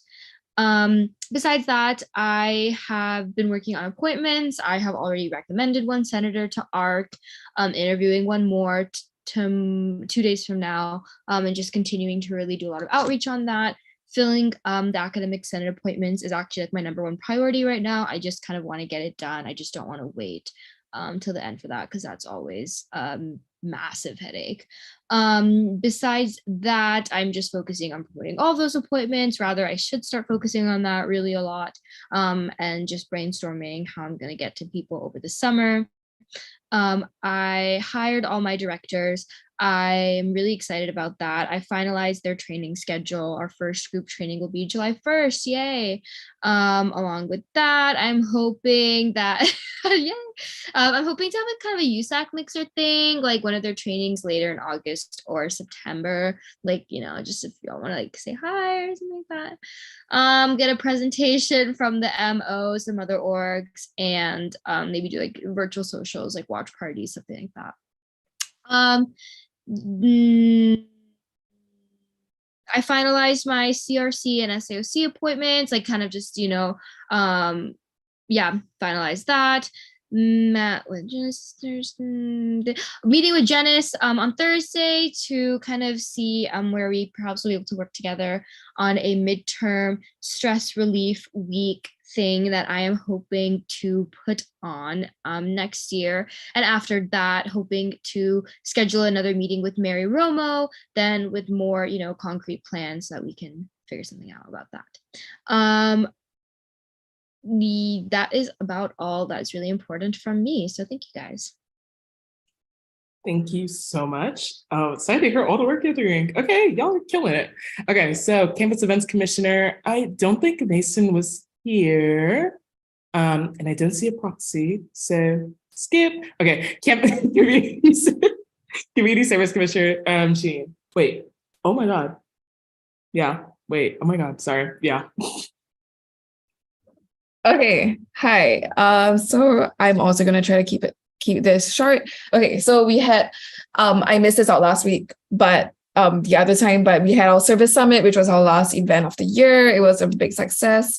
We had workshops, tabling by different organizations, as well as a keynote speaker. I met with the director of the Center for Community Engagement to discuss future collaboration opportunities and ways that we can support each other. So we are exploring service education workshops and ongoing communication and relationship with the center as well as volunteer center, so that there is alignment between the three organizations representing service on campus. And we are also going to get a CSE representative to be on the Partners Council and on like the university level work in terms of representation for our institutional service. And we are also preparing for our CAC annual workshops that we'll be doing for service organizations that will be happening in July. So these workshops are basically just teaching service organizations how to prepare for their funding application for the CAC annual. I also met with Laurie to start the process for booking a venue for Advocacy Fest that's going to be happening through Bruin Welcome Week. And also preparing for bi-weekly meetings with Volunteer Center to prepare for Volunteer Day. So Volunteer Day and Advocacy Fest will be happening this Saturday of week 0. So it's going to be like a service themed day. We'll try to mobilize like the entire student body to go out and serve and to look at all the different service opportunities available on campus. Also had a great meeting with Tyra as well as other council members about ways that we can support transfer students. And I am scheduling meetings with leadership from the CPO student committee, as well as administration from the Student Risk Education Committee, new student academic programs, etc., to discuss how CSE can work with them. And also I'm going to reach out to Eva and Sujana to see how I can support with the 195 CE pay internships, because I have a connection with Center for Community Engagement. So I think there's a good link there. Yeah, but that's all from me. Oh, collabs. Okay, Cultural Affairs Commissioner Alicia. Thank you. Hi, everyone. I don't have that many updates. Me, Mason, and I are just working on Broom Bash. Today, before council, we had our admin meeting, which we have bi-weekly for now. But we're just doing artist outreach right now to get quotes on our top like 9 picks for like who we would want to perform this year. But other than that, something else that we're working on is yes, we can, Tyra. I would love to make that happen. what's it called? Because I'm sick of Greek life, like organizing and getting all those floor tickets historically. Anyways, what was I saying? Yeah, and then also we're doing sponsorship. We're getting our sponsorship deck in order with Angela, which is the sponsorships director at UCLA, so that we could get in as much money as possible from sponsors, and hopefully not be in debt next year with Burn Bash. Next thing is that I'm just planning a calendar for all of our fall events, which every 9 of my series. So we will have all the events, all the venues, everything ready for fall quarter planned ahead of time this summer, which will be really exciting because it'll make events more accessible to people if they know of them, if they have them in their hand at Enormous Activities Fair. And I recommend you do that for your offices as well if you have any events you'd like to host, or any of your platforms you'd like to do, to plan them ahead of time, just because like that's in my experience of running CAC last year, it's so much better to prepare ahead of time because events are hard to plan. So yeah, my next thing is I'd like to touch on what the proxy of Gen Rep 1, Katie, said. I also got an invitation from Hillel to the all expense paid trip to occupied land. I want to say that UC Zionism is something that USAC needs to talk about, and we could have a discussion, and also republish a resolution that we had a couple of years ago, because historically this institution and the UC have upheld like worldwide systems of injustice, and UCLA is no exception, especially when it comes to Zionism. And while I appreciated the all expense paid trip, it's not okay. And I would never feel comfortable visiting, touring, or vacationing in any sense, way, or form occupied land, because people are being terrorized, murdered, and displaced in their homeland, and you could see it from news reports. And I also want to also state that my sentiments and beliefs should not be misconstrued as me or CAC being in any way harmful or exclusionary to Jewish students and the Jewish community. Anti-Semitism is not the same thing as anti-Zionism. I am against a state that is oppressing the original people of that land. And yeah, I'm sorry for that long-winded comment I had, just concern. Thank you so much. While it is, I just wanted to mention it because it matters, and I'm not going to stand by without replying to that, because Palestinian students and Arab students on campus continue to be ignored, neglected, and repressed on UCLA and beyond. So thank you, everyone. Thank you, Alicia, for bringing that up. We can definitely make a discussion item for one of our next meetings if, yeah, okay. Going into our next updates, let's go to Evan, Facilities Commissioner. Yeah, I'd be very happy to bring that up as a discussion for another meeting. I'll try and keep the FAC update relatively quick. I think like the rest of you guys, I was very busy with finals past couple of weeks. We did have a meeting with one of the transportation deputies for Katie Young-Rostovsky's office, who's our CD5 representative, our councilwoman. We were able to discuss kind of our next steps forward with Westwood Connected. So specifically looking at some active transportation improvements, so like cycling and bicycling infrastructure and pedestrian infrastructure. We had last week, all of our study nights were happening. We actually ended up tripling the attendance we had from the previous study nights that we had winter quarter. So very excited for that, especially shout out to Tyra and Megan, who both managed to make it to those nights. I was there every night too, so that was pretty fun. We had a meeting with Tyra too to kind of explain and go through like a transfer checklist for the different offices and really see like which other ways we can support transfer students, make sure that that's not just all on Tyra.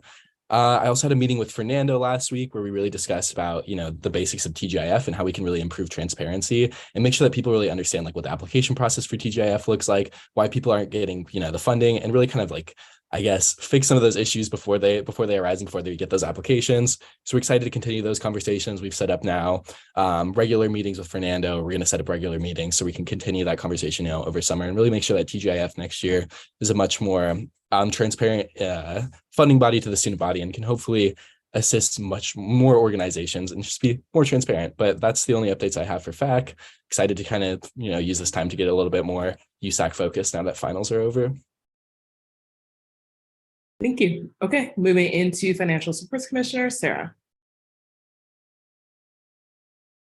Hi, everyone. I will also keep my statements brief. We have filled out a couple of rec forms to get some funds to the commuter community to provide parking passes for the summer.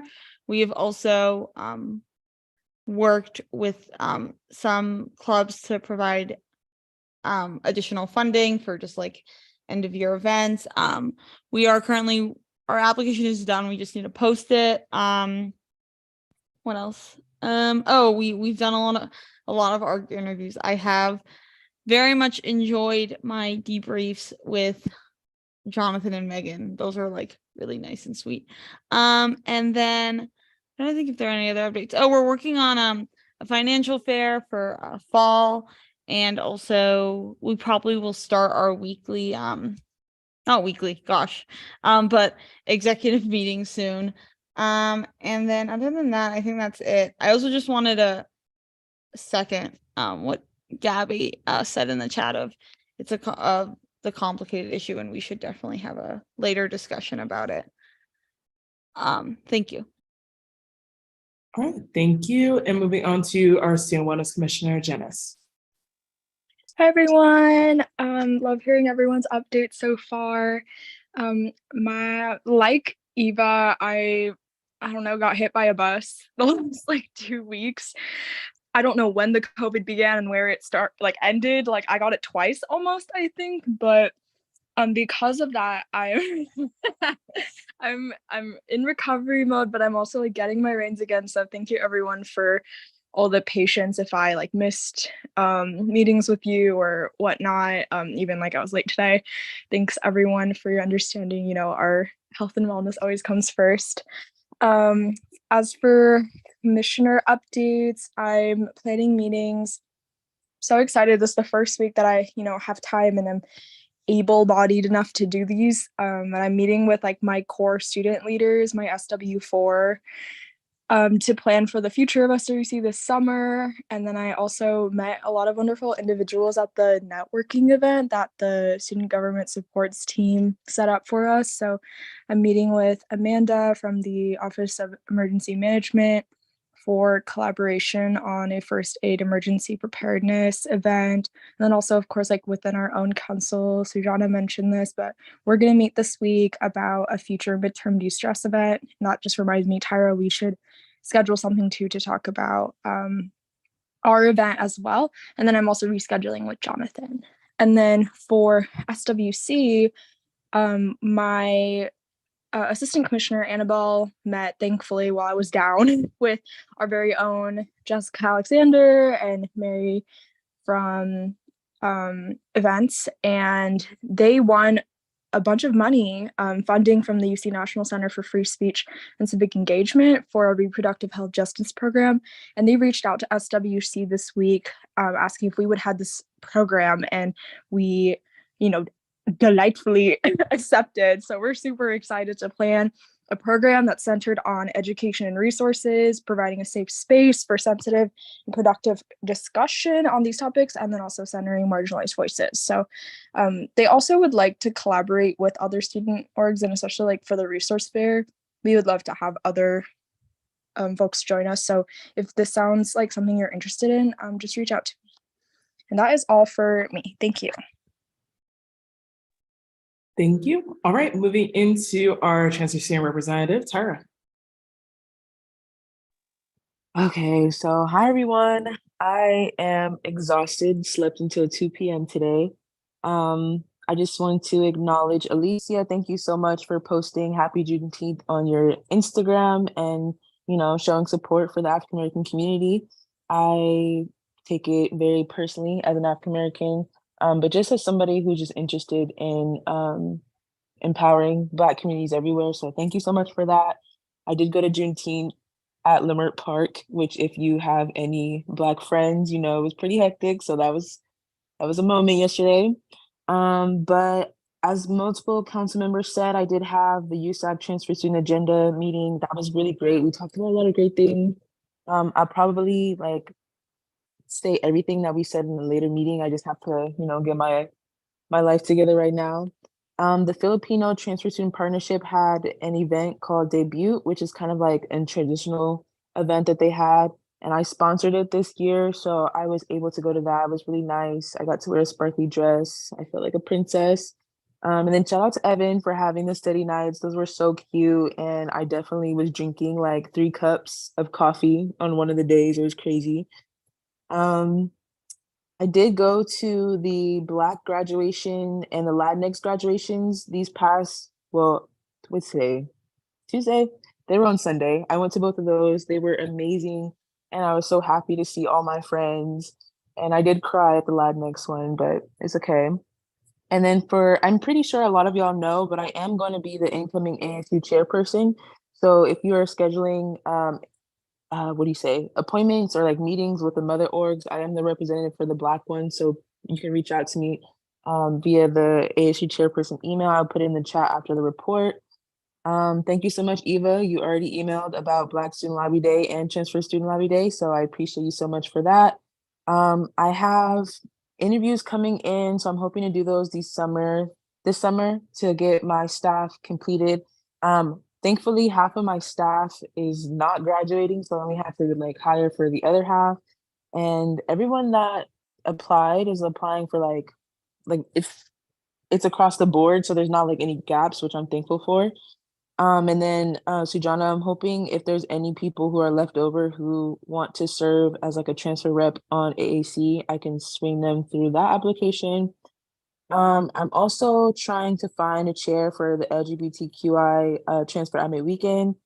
Last time I checked, I only got 1 application, so I'm hoping that I get more by June 30th, which is the deadline. So if y'all know anybody who would be interested in serving over that, please let me know. I'm going to be meeting with Ideas and OCS for Undocu Transfer AME weekend, which is also, I don't think it's happened before, so this will be something big for both Ideas and the TSR's office. I have been working on a office to-do list for this year. So if there's any initiatives that y'all want to like bring forth for transfers, this is excluding the people who are at the transfer USAC agenda meeting. I know some different things that we talked about, but for other people who aren't able to go, also, I am going to host a transfer student welcome week in the fall. So I would love for at least 2 of y'all to collab with me. I definitely want to collab with Janice for this because incoming transfers experience a lot of imposter syndrome.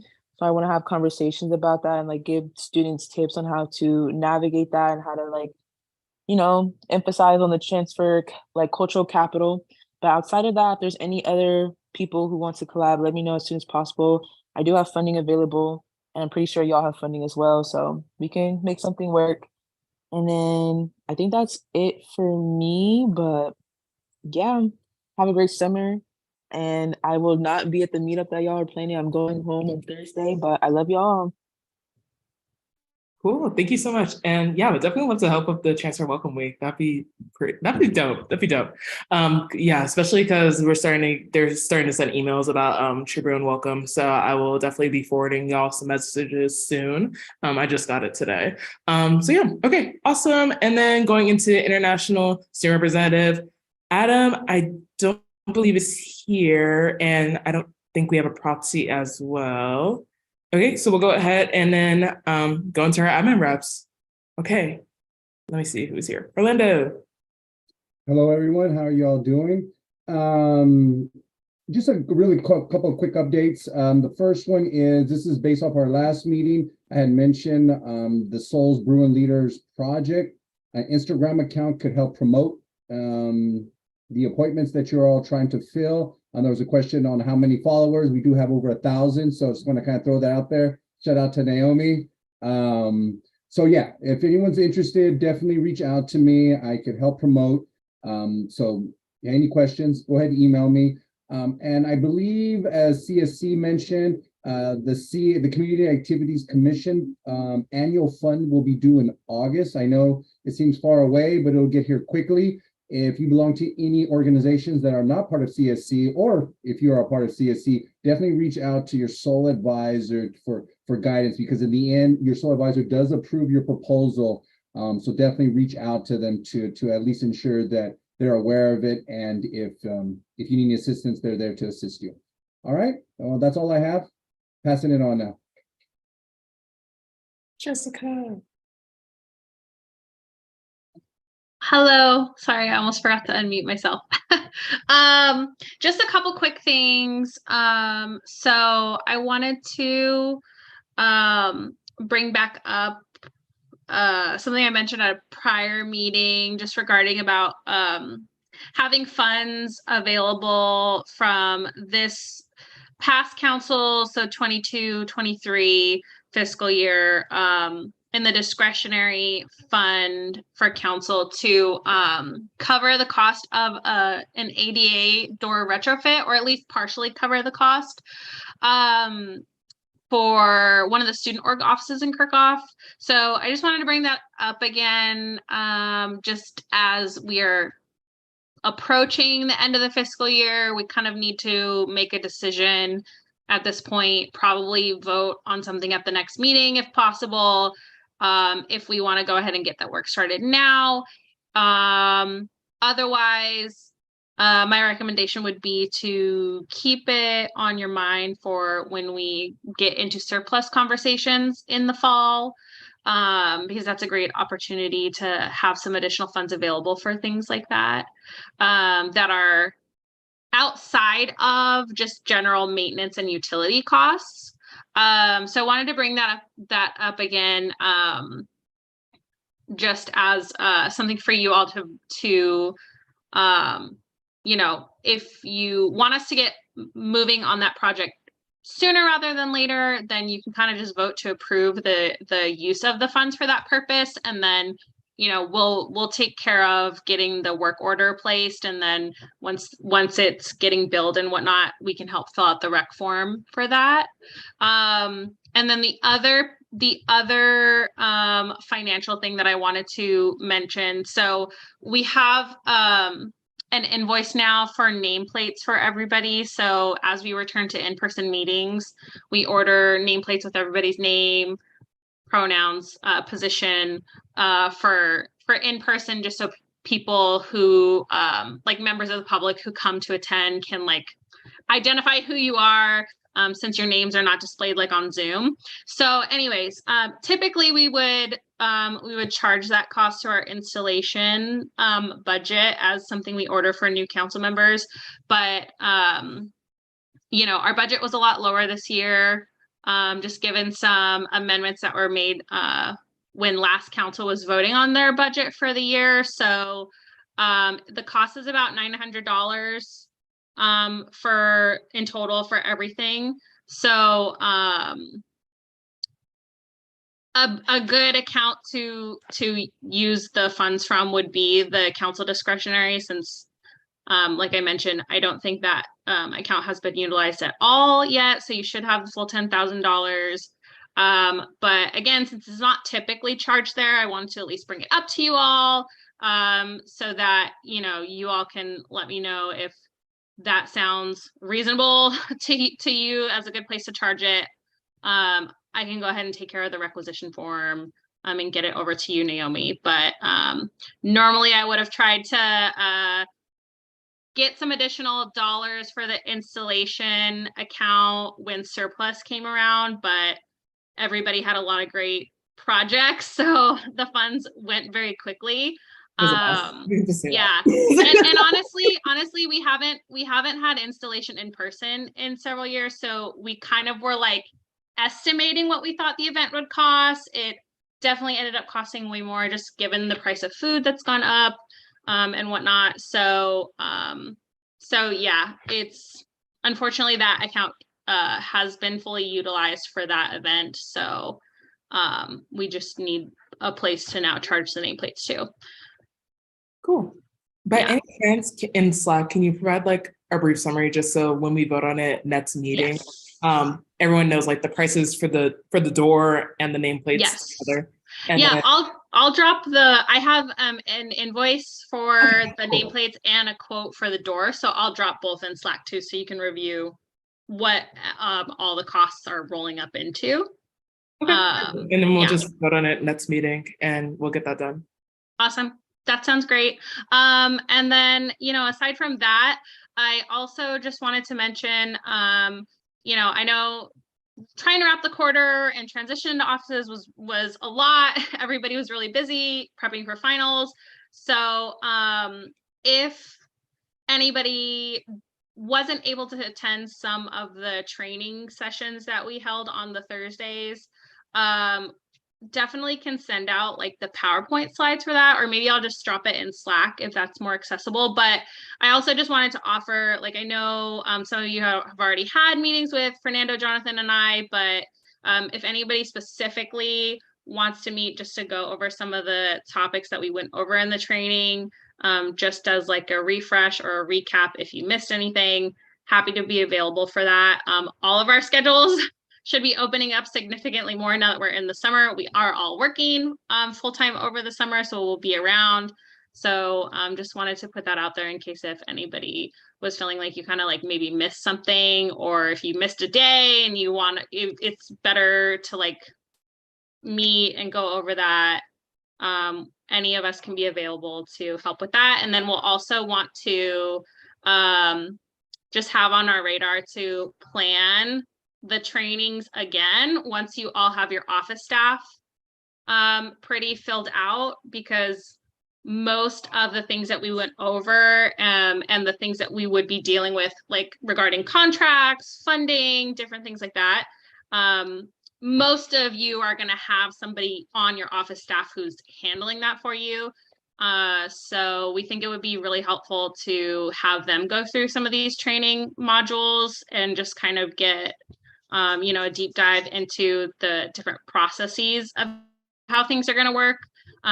So, if you're kind of like, oh, I've already identified everybody and we might have some time over the summer, or we're having an all staff meeting over the summer, let us know. We can come and be available and do a training during that time if that works best for you. Otherwise, we'll plan on scheduling them in the fall. Awesome. Okay. And then moving on to, oh my God, whose last name is this? I'm sorry, I'm blanking. You have everyone's full name on Zoom, Naomi. Well, is this person not here? I'm scared. Is it Steven Moran? He's not Yeah. here. See, I can't. You know what? Okay, well, Lori, go ahead. Killing me. Spoke to marketing for recreation. They are happy to repost your appointment socials if you tag recreation. So if they catch your tag, they will repost for you, as well as the student affairs Instagram, which I believe it's I am a Bruin. They also agreed to share out appointments for y'all just to get it out there. And then just, because it's summer, but I don't get summer. So I'm working on Bruin Bash. And yeah, that's it for me. Recovering from commencement, it was very traumatic. I had some students that I super love and they graduated. So I will have new students that I love, but not yet. Am I not one of the students? It's okay. Okay. You don't technically work for me. Oh, you're right.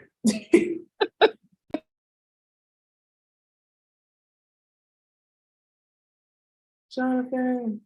Actually, Carrot Man. Oh, hey, hi, hello. I hope your summers are off to a good start. The sun has finally decided to come out a little bit, and I know that has been great for my personal morale. So I hope it's been good for you as well. Updates I have on my end, just the regular basics, classics. If you're an outgoing officer has yet to deal with their surplus allocations and you know that, please give them a reminder. Fiscal year closes quite soon, particularly if they have to send money over to another campus entity. Similarly, if they have any outstanding bills, give them a bump on that as well. It'd be appreciated from me. If any of you are around this summer, or even if you're not around, you have staff that are around, the summer is just an absolutely fantastic time to both clean your office and do any work that your office needs to be done. So I hope by now you've gotten a chance to at least get in there and look around and maybe get an idea of what needs to be done. The sooner that you can kind of send us photos, things that you need painting, you need carpet cleaning, you need large item removal, excuse me, whatever it may be. The sooner you can do that, the sooner we can fix it. And summer is a really great time to do it because there's not a lot of people coming in and out, and maintenance has a much easier time doing so. Similarly, social media appointments, I haven't received anything from anyone on council that they want ASUCLA to post anything. So if you do, please let me know. And also make marketing requests for that. This similarly, not similarly, I guess, but yes, Janice, you can send all that stuff to the either to me or to the SGS email, which I'm monitoring this summer, so it's essentially me anyway. And we'll submit the maintenance requests and all those kinds of things that you need. And that'll be year round. We'll be the people to help you with that. I am also embarking on a little project to kind of go through. So a lot of either your pass-through fees, so fees that like come to you as council, but then get delegated to another campus entity via a referendum or whatever it may be, or for a lot of your appointments. People are, in theory, supposed to come and give you updates on what's going on with that money, with those entities, whatever it may be. So I'm going to be going through a good amount of that and see if we can start setting up some of those. There'll be special presentations at council for you to kind of know where a lot of your money that you oversee goes, and what that money is what's being done with that money. I think it's important for you all to know because it is a very large sum of money that you oversee, and getting some personal face time with the people that manage a lot of it, I think is important for transparency and all those kinds of things. So if you have, the point of me saying this is that if you have someone that you were already planning to ask to come give an update to council on what either they're doing in their appointment or they're doing with the money that council generally gives them year to year, let me know so that I don't double reach out to them. I appreciate that. And then lastly, be on the lookout this week. My plan is to get out to you all some form of feedback process on how your transition went. You all just went through, probably the most knowledge heavy, difficult adjustment period of your term, hopefully, and coming on board. So we'd love to hear while it's fresh how that went. And we did a lot of new things this year to try and assist in that process. And so we want to know what worked, what didn't, and what we can do better next year for the new people that come on in. So absolutely, we're all still learning, Janice. The same. It never ends. There's always something new here. But glad to give you kind of that foundation while we can. And just so you all know, for the summer, I'll be remote on Mondays. So if you would like to come visit me in the office, I will not be around on Mondays. Visit me Tuesday through Friday. I'll be happy to see you anytime. But yeah, just so you know, and enjoy the sun. Okay. So we don't have any old business going into new business. Megan, vote on next summer USAC meeting on July 4th. I don't think we have to vote it. But yeah, some people raised concerns about July 4th being a meeting date. So definitely if we want to switch that, just want to hear thoughts from everybody, I guess. And then we can go ahead and move it to like Monday, for example. Yeah, like Jonathan just said in the chat. Let's just move it to Monday. Okay. Eva. I feel like I remember someone saying they had a conflict on Mondays or something. I'm chill with Monday personally, but I do feel like I remember that. So if Monday doesn't work for everyone, then I would say Wednesday the 5th would be the second option. I really don't have a preference personally. Okay. Got it. Got it. Alicia. Naomi, I would still like to vote on it because I would like to still have the meeting. I do not recognize this as a holiday. Well, I don't know, like my wording is off, but yeah, I don't honor it. I don't respect it or see it with, yeah. Anyways, I don't agree with the existence of the US. So, but happy Juneteenth. More importantly, yeah, I'm just gonna say I would like to vote because I would like to still have the meeting, whether or not admin are there. Wait, so on Tuesday. Yes, on July 4th. Okay. Okay. Janice. Thanks. I think it's hilarious and important that you said you don't agree with the existence of the United States. I mean, the more you learn, the scarier it gets. But I still think that moving to Monday would be good just because I think it would be great for our admin to be there. And if we can have that be our primary reason and not like moving the meeting out of, celebration of July 4th, I think that would that work for everyone? Tara. Yeah, I just want to give weight to what Alicia was saying. I also do not care for July 4th as what it stands for currently for most Americans. However, I do want to move the meeting to either Monday or Wednesday because I still get drunk on July 4th. So not on the USAC live.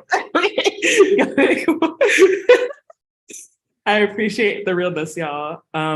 Yeah, I don't celebrate July 4th, so I frankly do not care. But in honor of this council, I'm happy to do whatever.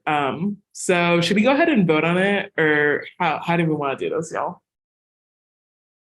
So to clarify, the vote would be to move it to Monday or to Wednesday? To Monday. Okay. Yeah, I think we should motion to vote. Wait, Okay. You want to motion, babe? I will. Okay, I motion to vote on whether or not to move our next USAC. You gotta pick a day. You gotta pick a day. Monday. Wait. So I move to move the USAC meeting to Monday. Yeah, July 3rd. Yes. Okay, I move to move the upcoming USAC meeting on July 4th to July 3rd. Okay. All in favor, please raise. Oh, can I have a second? I'm so sorry. Second. Was that Sarah? Suja? Yeah. Those are seconds. Okay. All in favor, please raise your hand. Okay. All abstaining. Oh, sorry. Please lower your hands. Sorry, I raised my hand late, but voted in favor. Okay, got it. Okay. All abstaining, please raise your hand. Was that a abstain, Alicia? No, that was my bad. Okay. All against.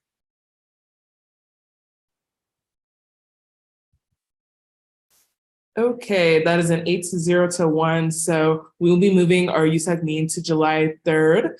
So Megan, just keep in mind to try and get that the agenda posted a day earlier.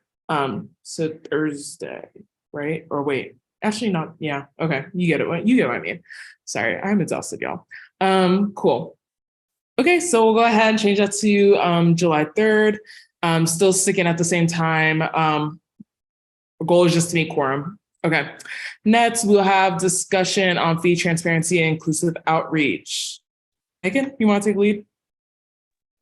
Yeah, so I got an email a little bit ago from Phoebe, who was the previous facilities commissioner. And she was speaking, she sent us a letter about fee transparency and inclusivity, starting regarding with TGIF, but applicable to all funding bodies at UCLA. Please look out for that letter if you have not gotten it yet.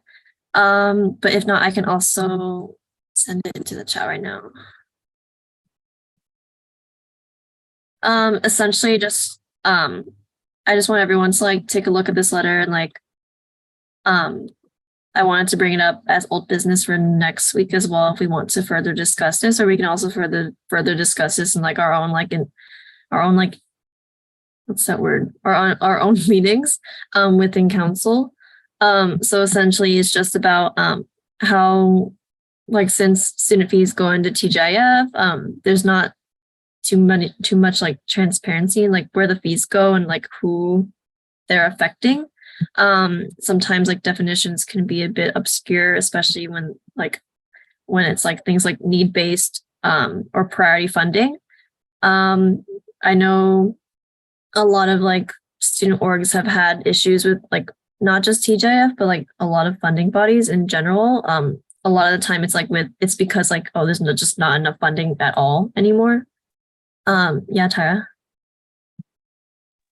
Oh, you can finish. I was just gonna make a comment after. So it's kind of like a proposal, like how we should evaluate like how we allocate our funds and like how we evaluate like campus needs to like other like student organizations and initiatives. Like potentially we could work with like FSC to like create more like thorough transparency reports and like more data open to the public to see like, oh, like this is the population that the student fee is affecting, as well as like just like in general, like increasing transparency and inclusion. Sorry, I'm like reading the letter right now. I wrote down notes. But kind of like consulting like undergraduates to like collab on like community informed targets with student fees, having like required reports from each funding body to see how are we allocating these like funds, these student fees, as well as working with like applicants to these funding bodies who were rejected as well. This letter also brings up how Fernando is gonna have like a new position as like a funding manager, so he can probably help with this as well. But that was kind of like a summary of the letter. I encourage all of you guys to like read it like thoroughly and like, yeah, that's pretty much it. Tyra? Yeah, I appreciate you for bringing this up. I particularly had like an issue with transparency as it relates to TJF specifically, just because I'm sorry I keep saying this, it'll come up more times, but like being in ASU, we're connected to the Harambe Council, which I think it was in like 2020, the current USAC member who was over TGIF like promised a specific allocation of these funds to the Harambe Council in support of like Black Lives Matter and just like general support for Black Bruins. And we didn't really get that much transparency about like how to access those funds. We thought it was just like an initiative that a USAC member was trying to do to show support for our community, but it's not really seeming that way after like talking to Phoebe and also like getting more clarification from Evan. So I just think things like that are kind of like culturally insensitive. So maybe just like working with these different orgs that we're promising funds to kind of like what that entails and like how to have open access to this funding, because a lot of Harambe Council orgs were like betting on having this financial support from USAC and they weren't able to tap into that this year just because like there were these additional like what do you call it, like qualifications. Like we didn't know we had to have that sustainability aspect, which is fine, but that was never made clear to all these different Harambe Council organizations. And so it just was creating like barriers for us to get that support from USAC. So thank you again, Megan, for bringing that up. But I just wanted to like bring this general issue up with the entire council. And then Sarah? Yes, I just wanted to talk on the transparency efforts. I would love to collaborate, help out on that. One thing that I think would be particularly useful is two things. One, part of my platform was creating sort of like a spreadsheet for every like funding body in which that like sort of gives people transparency on where they are within the funding process, so they can like look up their club on the spreadsheet and then be like, oh, it's being processed right now, or like a decision has been reached. Because I think that was a big issue with transparency this past year. There also there would be a possibility of, so basically what we are trying to work on to get up and running again, it's called, we used to have this, it's called the financial expenditure viewer. And thank you, Janice. And basically it is a big graph. It's basically codes the USAC like budget data to like, so you can like look at it, and it's like really easy to use, and it shows like this percentage of USAC's money was spent on this, and this percentage was spent on this, and it shows like when spending occurred, and like it gives you a lot of information. So we might be able to do that. Like, I don't know if we can do that individually with funding bodies or how that would work, but I can try to like talk to my team and see how would we would do that.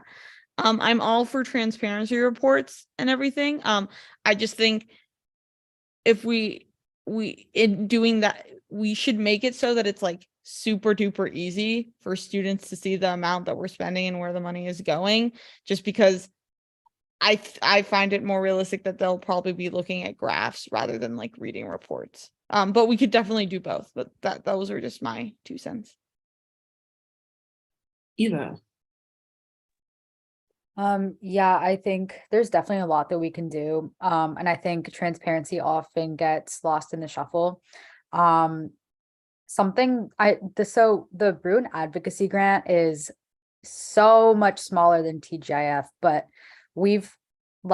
so I want to preface by saying that. But what we do is like, we have a spreadsheet where that kind of stays within the Bruin Advocacy Grant Committee. I'm just going to say the bag committee. And there it's like, the applicant, the number of the what they applied for, the amount, and then how much they get allocated, and then the rationale, and then you use, Excel quick sum by column to see like what was allocated, how, and then like a quick like how much is remaining of the fund. I just think like publishing those kinds of things is really good to do. I think there's limited like value, to be absolutely honest, in posting that on websites, just because I think A, they're not trafficked, B, UCLA, like, so no offense, but like we are so bad at getting the right information out there, keeping it updated, being diligent about that. And I feel like, well, yes, I think if we could communicate with like the USAC webmaster about posting these or like updating websites, whatever it is, I do feel like still that will reach a limited number of students. Furthermore, I think that reporting in council also reaches a limited number of students. I think it's on us at that point if things are either A, being reported to council, or B, we're collecting data, or we're revising the extent that like equity is considered, which I think it should be more of the process. I think that it's our job, it's our responsibility at that point to get the word out there that these like are being brought up in council. So something that I want to start doing on my personal social media accounts is like publicizing, like whenever we do, like my office is mentioning something in council. So like, if, for example, like for the bag funding, just like literally like a little slide, and then the next slide's like a screenshot of the spreadsheet. Or like if there's a resolution that we co-sponsor or something, like the text of it, what it means, blah, blah, blah. I think things like that are like, I think all the ideas that we have are super, super good. But in terms of like specifically getting word out there and publicizing the data, and really like being transparent about what the rubric is, the funding remaining, blah, blah, blah, blah, like literally everything. I think we're underutilizing Instagram and like the USAC social media accounts for it. And so I think that obviously I'd love to hear I'd love to hear Evan's thoughts on this, given his role in TGIF and everything. And I think with everyone's suggestions, I think I would personally love to see like a social media component really be like a big part of that, besides just like updating a website or whatever it is. Because or like just presenting at council, because I think that's a great starting point, but we're all very busy people. And I think further being like, hey, this was presented to council gets very lost in the shuffle. So I guess, yeah, that's my 2 cents based on my little bag application. Evan? Yeah, definitely. I really appreciate all the comments that have been made, especially because, this is TGIF, this is the Facilities Commission. So definitely saying that, I want to make sure that we're listening to and we're here for. So I think just to quickly talk about what happened with the Harambe Council and, the issues that Tyra brought up, because I think that is a really big issue and a really big failure of communication on behalf of TGIF. So when these initial allocations were being made, I think it's important to know like the distinction between TGIF versus just like discretionary funding bodies that we have in USAC. So because TGIF is funded by a referendum, there's certain bylaws and rules about how we can allocate money and where that money has to go through. So when we first initiated, like when we first were initially like giving that money to the Harambe Council, I think that there was some, I guess, like almost missteps in the way that we were allocating it because we were violating kind of our own bylaws. There were things like, you can only have your money for 1 year. After that year, it goes back into TGIF allocation money. So if you don't spend that within, the 2020 year, which is when we originally allocated it, there was going to be was supposed to go back into TGIF surplus. Also kind of similarly, so like the idea behind sustainability, that is one of like the requirements before we give out funding, is like the main requirement, because it is, it's the Green Initiative Fund. It's funded by students for sustainable initiatives. So that's always has to be like a component of those events. But I think those are things that were really not clarified or communicated very well on behalf of USAC, on behalf of TGIF, especially those organizations. The one thing I will say that specifically with the Harambe Council, I think that's something that we have made an exception for. So going forward, we did just get a TGIF vote from the outgoing council members where they've agreed to let that funding be used for the Harambe Council. I think another part of that too, that could possibly be a hoop for that, even though, it was funded for a couple of years ago, we're going to allow those accounts to stay open. But another hoop that, we could see is that it does have to be going towards specific events, towards specific like line items is the only way that funding can be managed. But I think that that's something that, again, it really was not communicated on our behalf. And I think we really did let, the Harambe Council think that they had like this unlimited access of discretionary funding that just wasn't the reality of it. So I think that we need to better, communicate what the realities of the situation is and really help people guide and navigate through those hoops. I think that's coming back to, my goal for next year and my like visions for TGIF is it's really about long-term relationships and building the relationships with the organizations we are funding. I think that we can really step and walk people through this funding process. I don't think like in my mind, it doesn't really make any sense that we're like, okay, fill out this application and then we'll tell you at the end of it whether or not you get funding or not. I think we should be sitting down with the people. I think we should be walking them through what the application looks like and really talking to them about what a sustainable event can look like, because it doesn't necessarily have to be an event that's focused on sustainability. We see it all the time in TGIF that there's organizations that are really focusing on maybe more cultural events or, what have you, but they're still able to incorporate sustainability into kind of like the mission of that event. So I think really making sure that we are available and a resource, and we're really actively seeking out those partnerships to make sure that we can develop out sustainable events and events that can really easily get those TGIF fundings and those surpluses. Another idea too that I've kind of had with Phoebe, another vision is maybe kind of create like a little bit of like a flow chart for all the funding bodies that we have in USAC, really understand like, okay, if I'm going for, this specific vision, if this is like, the funding that I want, like where is the best funding organization or the best funding body to really get that money from? I think oftentimes people just apply to TGIF just because they know it exists. They know it has a lot of money and it's not necessarily the most appropriate funding body that you could possibly be applying for. So I think really just trying to clarify that as well to make sure that people know about, all of the different funding bodies there are, to make sure that like the event that you're specifically getting money for is going to the body that is its most appropriate. And then again, if that's not necessarily the case, or if other organizations, we do have a lot more money in TGIF than some of their allocations, and then working with organizations to really make sure that those events that maybe aren't initially planned to be sustainable can really incorporate some of the sustainability aspects. As TGIF, last case scenario, we can always try and support those events if they aren't necessarily able to find money elsewhere. But at least that's kind of like my ideas, my reflections on TGIF. But I'm very happy to field questions, to answer, and then just continue these two as we go forward. Awesome, thank you. And then Chia Yang. Yeah, there's a lot of really, really great ideas. And I think I also just wanted to speak because CSE does also we manage a lot of money for community service, and there are also a lot of funds for community service groups. So I really like the idea what Evan mentioned about the flow chart, about what is the best funding body for different groups, because I know we do have like the list of options on the website, but it's not necessarily the most accessible. For CSC, what we're planning to do is have like a chart slash table where we kind of go over the different line items and be like, okay, if you're trying to get this for like items for volunteer appreciation, these are the best funds and all that. So that is more service focused. But I feel like if we want to do something that's like USAC wide, that kind of goes across all the funds, that will also be beneficial, and we'll be very happy to also contribute to that. I also will be very open to working with whatever like the different initiatives to like develop rubrics for the funds that we manage, implement the sheets that I know Eva was also talking about, like sheets for the status of requisitions, for like the remaining, how much funds are left and all that.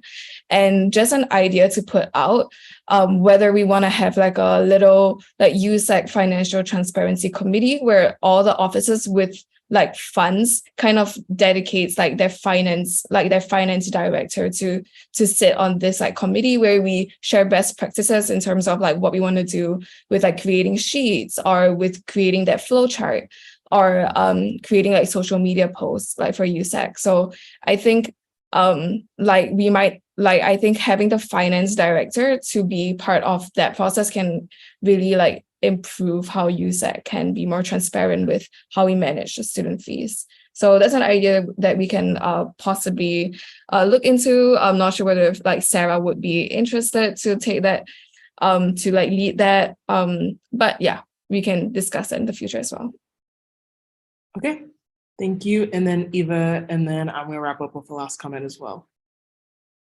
Yeah, I love a lot of the ideas that were just mentioned. I definitely think like having a committee system would be good. I think especially like just to have, I think also that committee could also, help gather the financial documents, like, or just kind of serve as a reminder for the USAC offices to be like, hey, can you send me this like document with like the like whatever is needed. I think because it really, it gets lost in the shuffle a lot, as I said.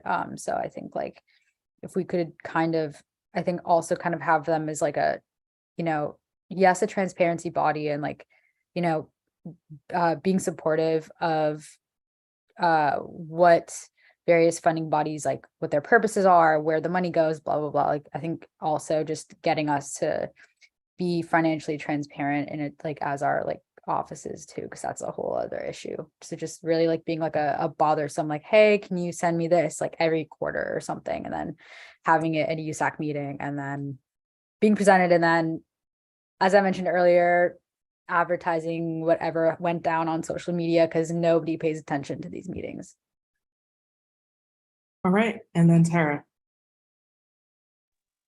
So sorry, last thing, but Evan, if you and I can connect to talk about like TGIF as it relates to Harambe Council, but like also any other USAC members, if y'all would like to support the Harambe Council and ASU in any programming or any other orgs, I definitely recommend that y'all reach out because I don't think a lot of the cultural orgs know that there's funding available and that there's support from USAC.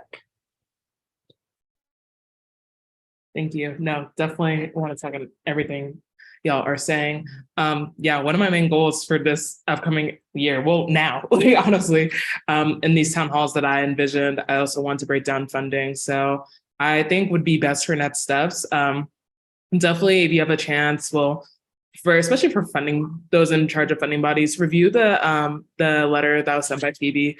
Highly recommend. And then I think we should set up a working group, whether that be through text, email, Slack, of those that want to be involved in this project of some of the things that we just mentioned. If you just take the week to kind of think about any ideas that you have, let's get them written down just so that we don't lose them in the sauce. I know it's funding is like one of the biggest issues year after year. So we definitely should like nip this in the butt while we're talking about it now. Definitely appreciate Megan for bringing up this conversation now of all times. I definitely appreciate it. So yeah, let's get that working group together. I would love to be a part of it and start like thinking about the rubrics and just how we can make our USAC site more digestible and use social media more to just outreach to more clubs. I'm tired of seeing the same funds go to the same people every year. Just more people. So yeah, I think that'd be great. Oh yeah, a separate Slack channel would be great. So we can do that. Okay, cool. So yeah, okay, I guess that is all for this meeting. We definitely, next meeting, will have some, hopefully more appointments, some other things to talk about. But this meeting is now adjourned at 10:12 p.m. If you want to stick around for good and welfare, you can, or you can go. I know it's late. So yeah.